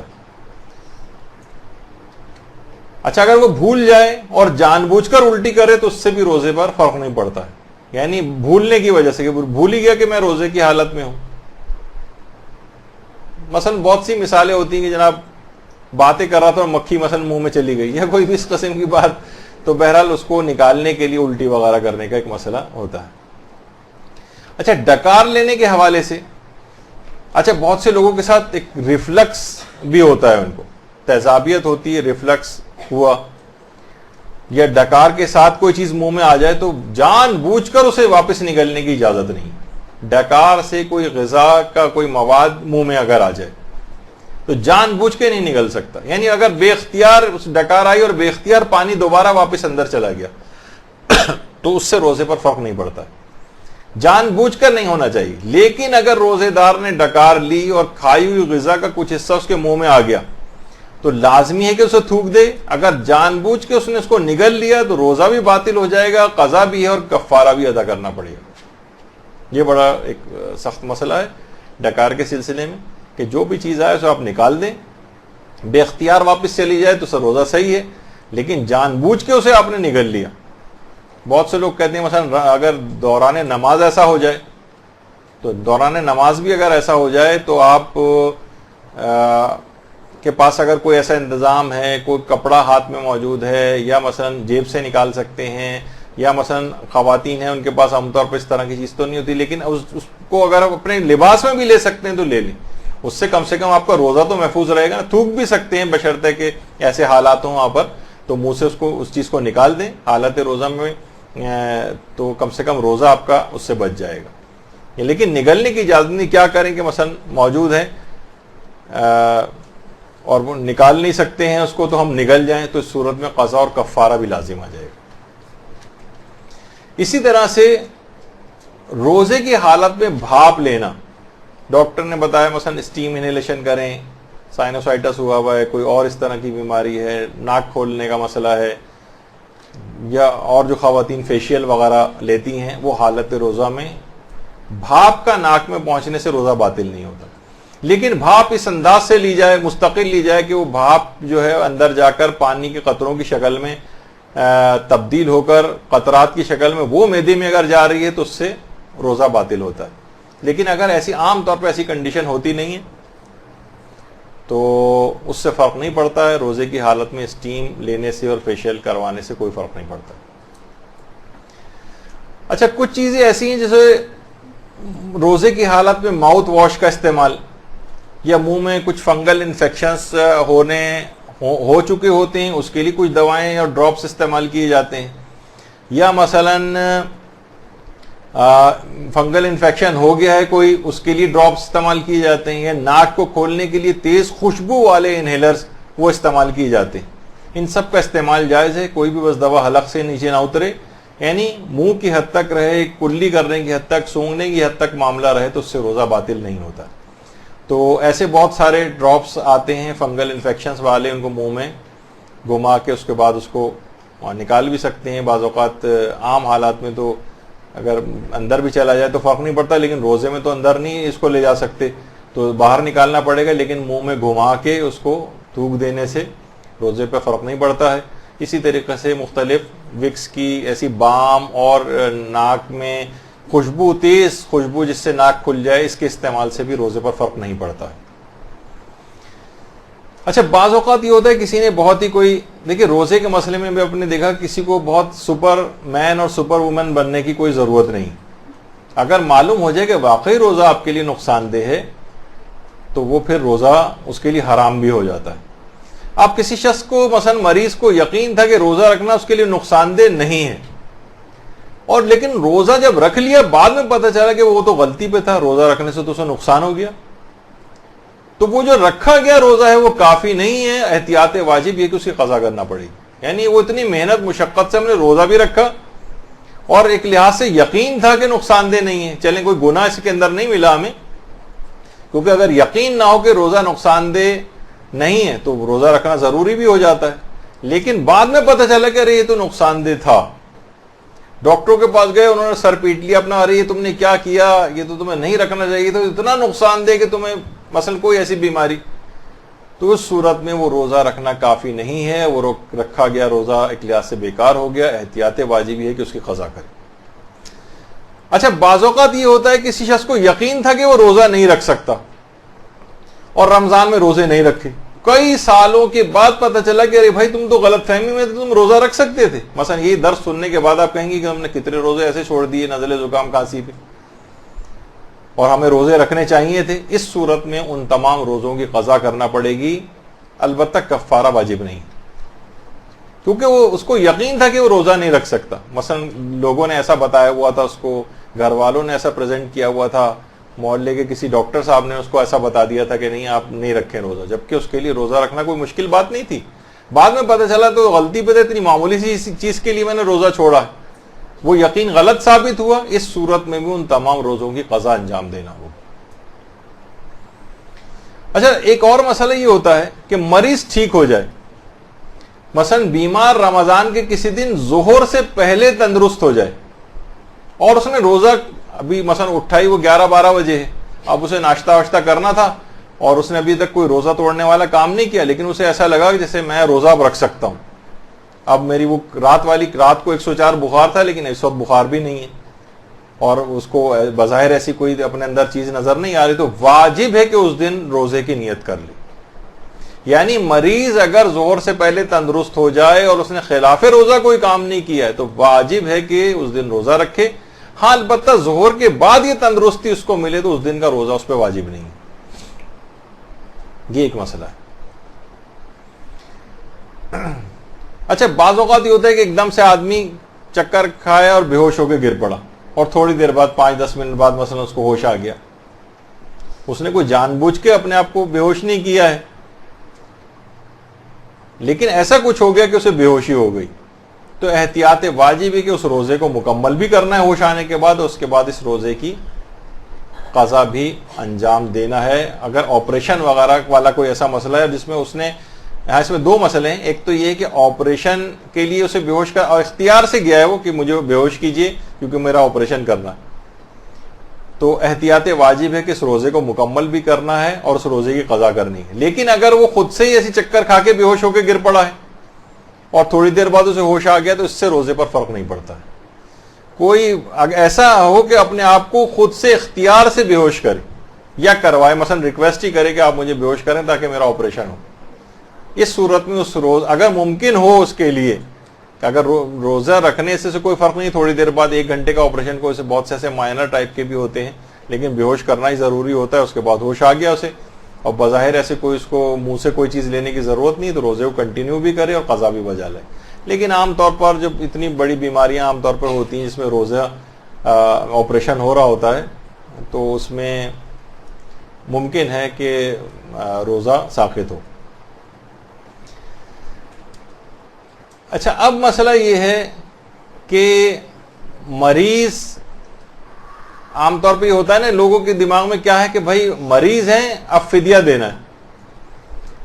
دیکھیں مریض ہے تو مرض کی وجہ سے ایسی صورتحال تھی کہ مرض اس کو روزہ رکھنا ہی نہیں تھا, واقعتاً ایسا تھا کہ روزہ نہیں رکھ سکتا تھا. تو اب اس کو کیا کرنا چاہیے, اگلے سال تک اگر وہ اس روزوں کی قضا کر لیتا ہے تو اس کو کوئی فدیہ نہیں دینا ہے, کوئی فدیہ نہیں. لیکن اگر اس اگلے سال تک وہ اس کا مرض برقرار رہا اور یہاں تک کہ اگلا رمضان شروع ہو گیا, بیچ میں قضا کر ہی نہیں سکا, تب اس کو فدیہ اس وقت دینا پڑے گا. بہت سے لوگ ادھر رمضان ختم ہوا ادھر انہوں نے فدیہ نکال دیا, وہ ایک چیریٹی بن جائے گا, ایک ثواب والی چیز بن جائے گی, لیکن وہ فدیہ نہیں ہوگا. فدیہ واجب ہی نہیں تھا. فدیہ تو اس وقت ہے کہ جب اگلے سال تک اس کا مرض چلے, اگلے رمضان کا چاند نظر آ جائے, اب یہ پچھلے روزوں کا فدیہ جو ہے وہ دے گا. تو یہ دماغوں میں ایک لوگ عام طور پر فدیہ نکالنے والے مریض جو ہیں یہ غلطی کرتے ہیں کہ فوراً اس طرح سے فدیہ نکالتے ہیں, جو کہ صحیح نہیں ہے. وہ ایک چیریٹی بن جاتا ہے, فدیہ نہیں ہوتا. فدیہ واجب ہی نہیں. فدیہ اگر اگلے رمضان تک اس کی بیماری چلی اور اس قابل نہیں ہوا تب یہ فدیہ دے گا. اچھا, اب ایک بڑا مسئلہ پیش آتا ہے, نوکری پیشہ ایسے افراد مارکیٹنگ کے لیے باہر نکلے ہوئے ہیں, شدید گرمی ہے, باہر آؤٹ ڈور کام کرنے والے ہیں, ان کے لیے روزہ رکھنا اگر بہت دشوار. اب دیکھیے کتنی چیزیں ہیں, لوگ کتنے آرام سے روزہ چھوڑ دیتے ہیں, بھائی ہم سے تو روزہ نہیں رکھا جاتا. اب یہ فتویٰ ہے, تمام علماء یہ فرماتے ہیں کہ ایسا شخص کو ہر وہ طریقہ اختیار کرنا چاہیے جس سے اس کا روزہ بچ جائے. مثلا اگر وہ چھٹی لے سکتا ہے تو چھٹی لے. روزہ نہیں رکھ پا رہے, اول تو اگر آپ رکھ سکتے ہو تو رکھ کر جائیں, لیکن اب بہت دشواری ہو رہی ہے, جاب کی نوعیت ایسی ہے, تو اگر آپ چھٹی لے سکتے ہو تو چھٹی لیں. اچھا, چھٹی نہیں مل سکتی تو جاب چھوٹ جائے گی. تنخواہ کے بغیر بھی اگر آپ کا گزارا ہو رہا ہے, کچھ پیسہ آپ کے پاس رکھا ہوا ہے بینک بیلنس کے طور پر, تو یہ نہ آپ کہیں کہ بھائی یہ تو بہت میں نے کسی مشکل وقت کے لیے رکھا ہوا ہے, اس سے زیادہ مشکل وقت کا کون سا ہوگا کہ جس میں آپ اپنے واجب روزے چھوڑ رہے ہوں. تو یہ اس موقع کے لیے اس پیسے کو استعمال کریں آپ. ٹھیک ہے, 1 مہینے کی اگر کسی کی جاب ایسی ہے چھوٹتی لگتی رہتی ہے تو وہ جاب چھوڑ دے اور آرام سے گھر بیٹھے کام نہ کرے. اگر اتنا پیسہ اس کے پاس موجود ہے, اتنا مال موجود ہے کہ اس کا گزارا ہو جائے تو ٹھیک ہے, اس طرح سے گزارا کرے. بہت سے ایسے ہیں کہ جو ٹھیک ہے گزارا نہیں ہوگا لیکن آرام سے قرض مل جائے گا کسی سے, 1 مہینے کے لیے ہم قرض لے لیتے ہیں, بعد میں پھر جوائن کر لیں گے, تو ٹھیک ہے قرضہ لے کر اپنا گزارا کریں, جاب پر نہ جائیں اور روزہ رکھیں گھر پہ بیٹھ کر. یہ بھی علماء فرماتے ہیں. اگر یہ سب بھی ممکن نہیں ہے, مثلا جاب چھوٹ جائے گی تو بڑی پریشانی میں آ جائیں گے اور جاب کرنی بھی ضروری ہے, اور روزہ اگر رکھیں گے تو روزہ نہیں رکھ سکتے, تو اس فقط پھر اس میں اتنا کھانا یا پانی استعمال کر سکتا ہے کہ وہ ناقابل برداشت کیفیت ختم ہو جائے, اور پھر پورے دن تمام روزہ توڑنے والے کاموں سے بھی اپنے آپ کو بچانا پڑے گا اور بعد رمضان اس روزے کی قضا بھی کرنا پڑے گی. یہ اتنا آسان مسئلہ نہیں کہ جو لوگ عام طور پر چھوڑ دیتے ہیں کہ بھائی جاب بڑی سخت ہے ہماری, ہم تو نہیں رکھ پاتے روزہ. بہت سارے ایسے افراد کے سوالات آتے ہیں تو وہ یہ کہتے ہیں کہ ہم تو نہیں رکھ پاتے, بھائی بڑا مشکل ہے ہمارے لیے, آپ کو اگر کبھی نکل کے کام کرنا پڑے تو آپ بڑے آرام سے بیٹھ کے جواب دے دیتے ہیں, ناراض ہونے لگتے ہیں. بلکہ بہت سے تو ایسے ہیں کہ یہاں تک ہے کہ وہ ایک صاحب ہیں, وہ خود بھی روزہ نہیں رکھتے اور اپنی بیوی کے اوپر ناراض ہوتے ہیں, جب میں نہیں رکھ رہا تو تم کیوں روزہ رکھ رہی ہو, اور اس کو بھی روزہ نہیں رکھنے دے رہے. اور بھائی وہ تو گھر میں بیٹھی ہوئی ہے تو آپ کو نہیں, اب جو بھی ان کو گلٹی ہوتے ہوں اور ان کو اچھا نہیں لگتا ہو, لیکن یہ تو اور زیادہ شرمندگی کی بات ہے. تو نوکری کی نوعیت اگر ایسی ہے کہ روزہ رکھنا اس کے لیے دشواری کا باعث ہے تو ان مراحل پہ عمل کرنا پڑے گا.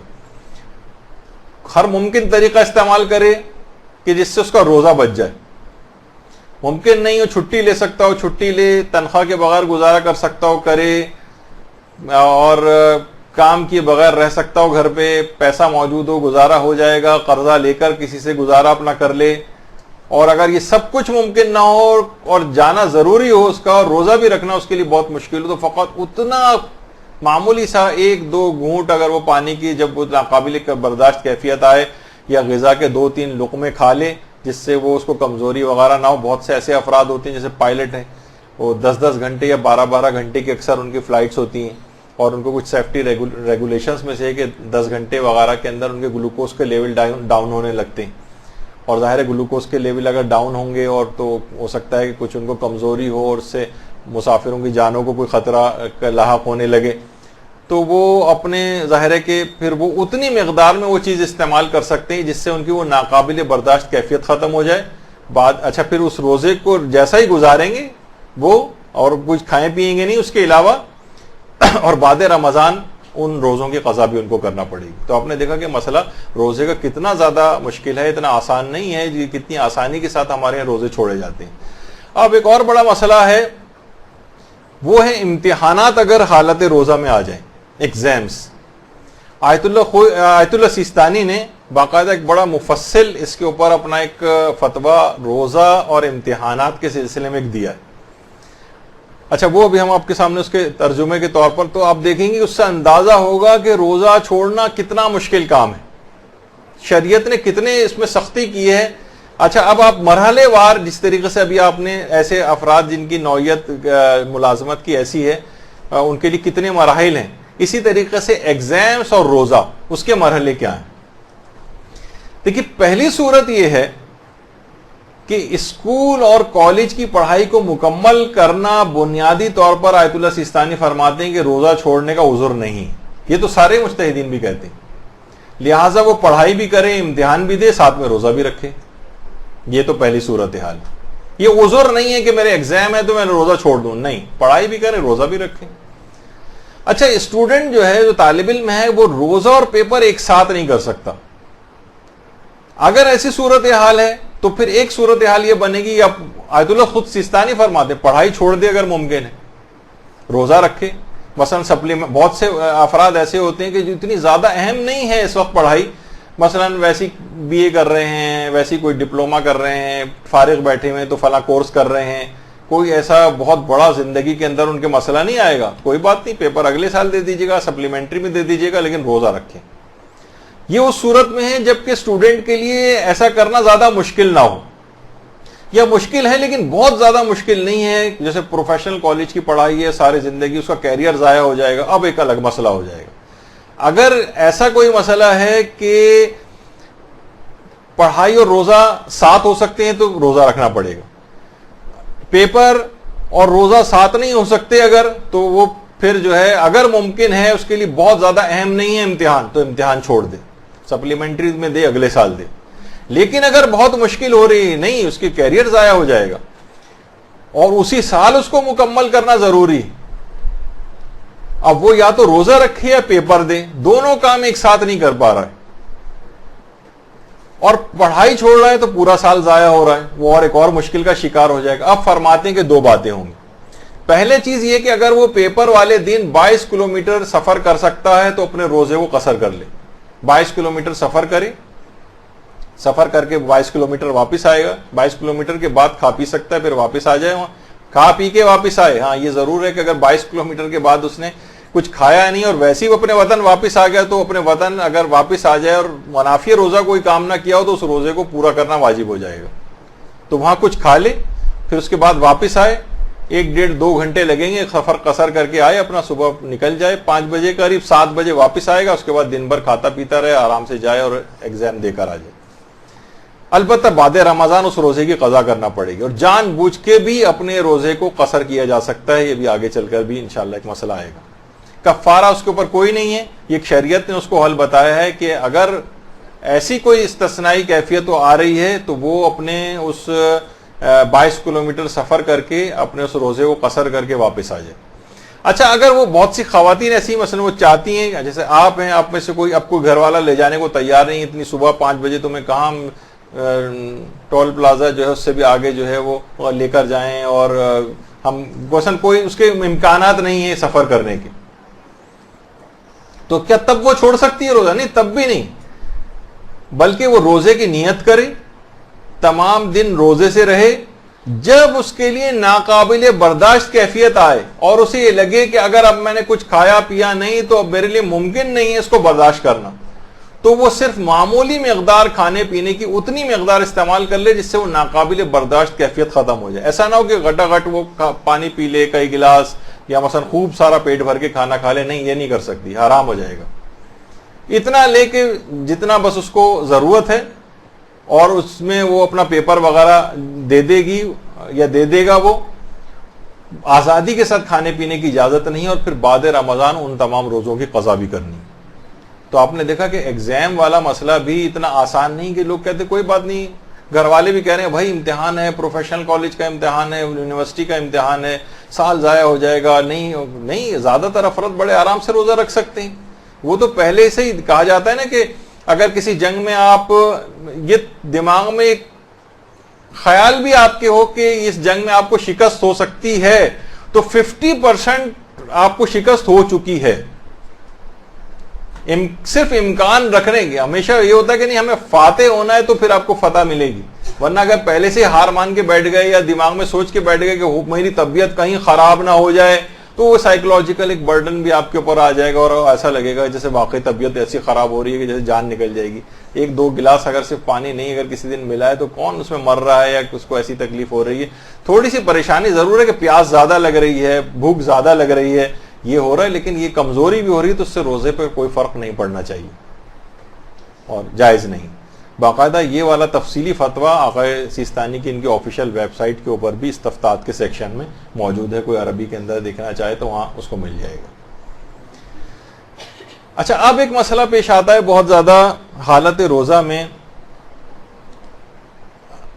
احادیث بیان کرنے کا. ابھی آپ نے دیکھا کہ نفیسہ خاتون کے حوالے سے میں نے پیغمبر کے 2 خواب جو نقل کی، تو میں نے بڑے اگرچہ کسی جگہ پڑھے تھے وہاں حوالہ نہیں تھا، میں نے ڈھونڈ کے پوچھا آج حدیث یہ والی چیز پیغمبر کا، بہرحال کہ پیغمبر نے یہ فرمایا، خواب میں آ کر ہی چاہے کیوں نہ فرمایا. تو ڈھونڈ کے حوالے جب بھی میں نے اس کے اندر حوالے جو پیش کیے تھے کہ منتخب التواریخ سے ملا ہاشم خراسانی نے یہ خواب نقل کیا ہے، اور ام البنین کتاب سید حسن شیرازی کی انہوں نے کہا تھا کہ نفیسہ خاتون کے لیے نظر والا جو مسئلہ ہے. تو اگر آپ کو پتہ نہ ہو کسی چیز کے متعلق اور کوئی حدیث نقل کرنا چاہیں، آپ کے پاس بہت سی آتی ہیں SMS کے اوپر آ گئی حدیث، اور آپ کو پتہ نہ ہو کہ یہ جھوٹ ہے یا سچ ہے یہ حدیث، تو احتیاط واجب کی بنا پر ضروری ہے کہ جس شخص سے بھی وہ روایت ہو، جس کتاب میں لکھی دیکھی ہو یا جس عالم سے سنی ہو، اس کا ریفرنس سے بیان کی جائے. ہاں، اگر کسی کو بالکل 100% پتا ہے کہ حدیث بالکل صحیح ہے، ایسے ہی پائی جاتی ہے، تو کوئی ریفرنس وغیرہ دینا ضروری نہیں. مثلا حدیث من کنت مولا فہذا علی مولا والی حدیث آپ کو علمی طور پر صحیح طریقے سے پتا ہے، اس میں کوئی حوالہ اور ریفرنس نہ بھی دیں تو حرج نہیں، روزہ صحیح. لیکن کوئی ایسی حدیث آپ نقل کرنے جا رہی ہیں جس کے متعلق آپ کو پتہ نہیں. بہت سارے فلسفیوں قول امیر المومنین سے منسوب کیے جا رہے ہیں. کون سے دن اور رات 15-20 کم سے کم ایسے سوالات مدرسے کے پاس آتے ہیں کہ جو حدیثیں ایگزسٹ ہی نہیں کرتی، اور کسی نہ کسی امام کا نام لگا کر اور اس کو، اور مجہول الحال کتابیں جس کا نہ نام سنا نہ ان کے مصنف کا نام سنا. اور بعض اوقات یہ بھی ہوتا ہے کہ مثلا بہار الانوار جلد نمبر 87 فلاں، اب کون جا کے چیک کر رہا ہے، کون جا کے چیک نہیں کر رہا ہے، وہ ان حدیثوں کا وجود بھی نہیں ہے، اور اس طرح سے بڑی تعداد میں حدیثیں پھیلائی جا رہی ہیں. تو اگر آپ کو پتہ نہ ہو تو آپ ریفرنس کے ساتھ بیان کریں، کتاب کا نام لیں، عالم کا نام لیں، تو پھر آپ بیان کر سکتی ہیں. اچھا، بعض اوقات یہ ہوتا ہے کہ ہمیں حدیث تو بالکل صحیح پتا ہے لیکن یہ پتا نہیں ہوتا کہ، اور ہم غلطی سے نام لے لیتے ہیں کسی اور امام، مثلا 6 امام کی حدیث ہے ہم نے 8ویں امام سے منسوب کر دی غلط فہمی میں. تو آقا سیستانی فرماتے ہیں کہ احتیاط واجب کی بنا پر جان بوجھ کر اگر آپ نے ایک حدیث ایک امام سے ہے اور دوسرے امام سے جان بوجھ کے منسوب کر دی تو احتیاط واجب ہے کہ روزہ باطل ہے. لیکن بھولے سے ایسا ہوا، آپ کو بعد میں پتہ چلا ارے یہ تو میں نے کہہ دیا کہ امیر المومنین نے فرمایا، یہ تو رسول خدا نے فرمایا تھا، ارے یہ تو مثلا امام حسین علیہ السلام کا قول ہے، میں نے جو 6 امام سے منسوب کر دیا. تو حدیث صحیح بیان کی ہے لیکن غلط امام سے یا معصوم سے منسوب کر دیے تو اس سے روزے پر فرق نہیں پڑتا، سوائے اس کے کہ جان بوجھ کے ایسا کیا ہو، جان بوجھ کے. اچھا بہت سے لوگ اس میں دلیل بھی لے کر آتے ہیں کہ وہ تو سارے کے سارے ہی محمد ہیں، اولنا محمد اور آخرنا محمد و اوسطنا محمد و کلنا محمد، درود بھیجیے محمد والے۔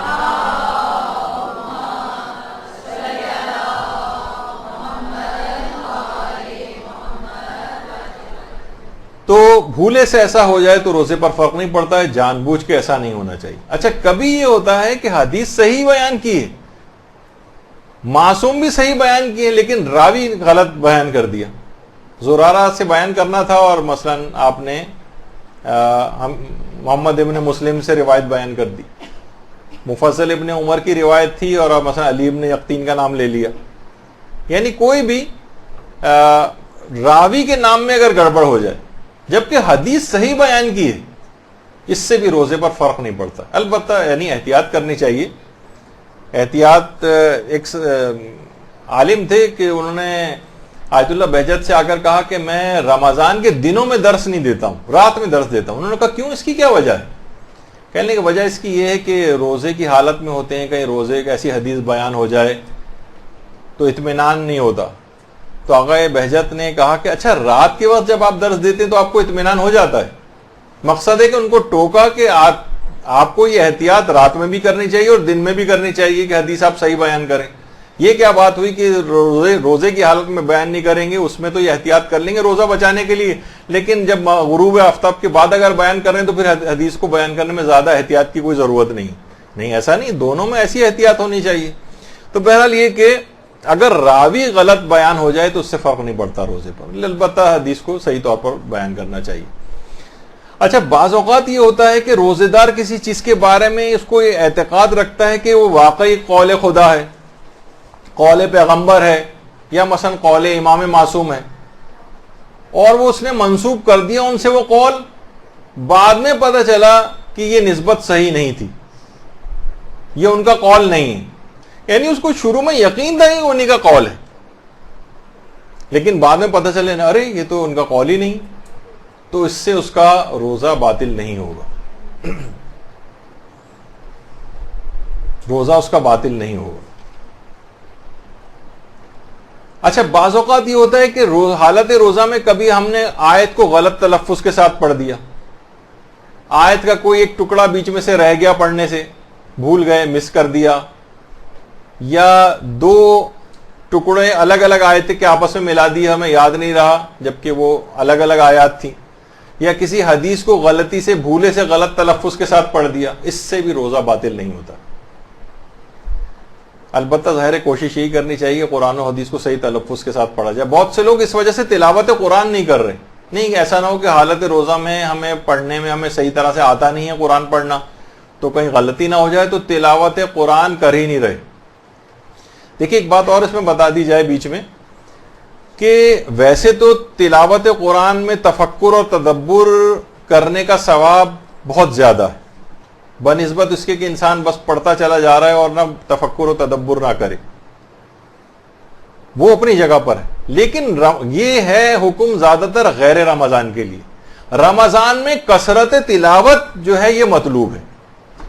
زیادہ سے زیادہ تلاوت کریں، چاہے فی الحال اتنا وقت آپ کو نہ مل رہا ہو۔ جب آپ ملتا ہے نا کہ امام خمینی 10 قرآن ختم کر لیا کرتے تھے جب نجف میں تھے، تو رمضان میں 10 قرآن ختم کرتے تھے، اور ابھی نفیسہ خاتون کو آپ نے سنا کہ جو ہے نا 2 دن میں 1 قرآن اس لحاظ سے ختم ہو جاتا تھا ان کا، تو ایک اس لحاظ سے دیکھیں تو 15 قرآن ان کے رمضان کے اندر ہی بنتے ہوں گے۔ کتنی روایات ملتی ہیں ائمہ معصومین کی، کتنے ان کے اصحاب کی ملتی ہیں کہ کثرت کے ساتھ 10 کے قریب جو ہے قرآن ختم کیا کرتے۔ تو جب انسان اتنی تیز رفتاری کے ساتھ یعنی قرآن پڑھ رہا ہوگا، تلاوت کر رہا ہوگا، تو تفکر و تدبر کا وقت تو نہیں ہوگا اس کے پاس۔ لوگ کہتے ہیں بھائی ایک آیت ہی پڑھیں لیکن تفکر کر کے پڑھیں، نہیں، رمضان میں کثرت تلاوت کا ثواب غیر رمضان کی نسبت زیادہ ہے۔ اس میں مطلوب یہ ہے کہ آپ تلاوت کثرت کے ساتھ پڑھیں، وجہ اس کی ہے کہ ایک آیت کو پڑھنے کا غیر رمضان میں پورے قرآن پڑھنے کے برابر ثواب ملتا ہے۔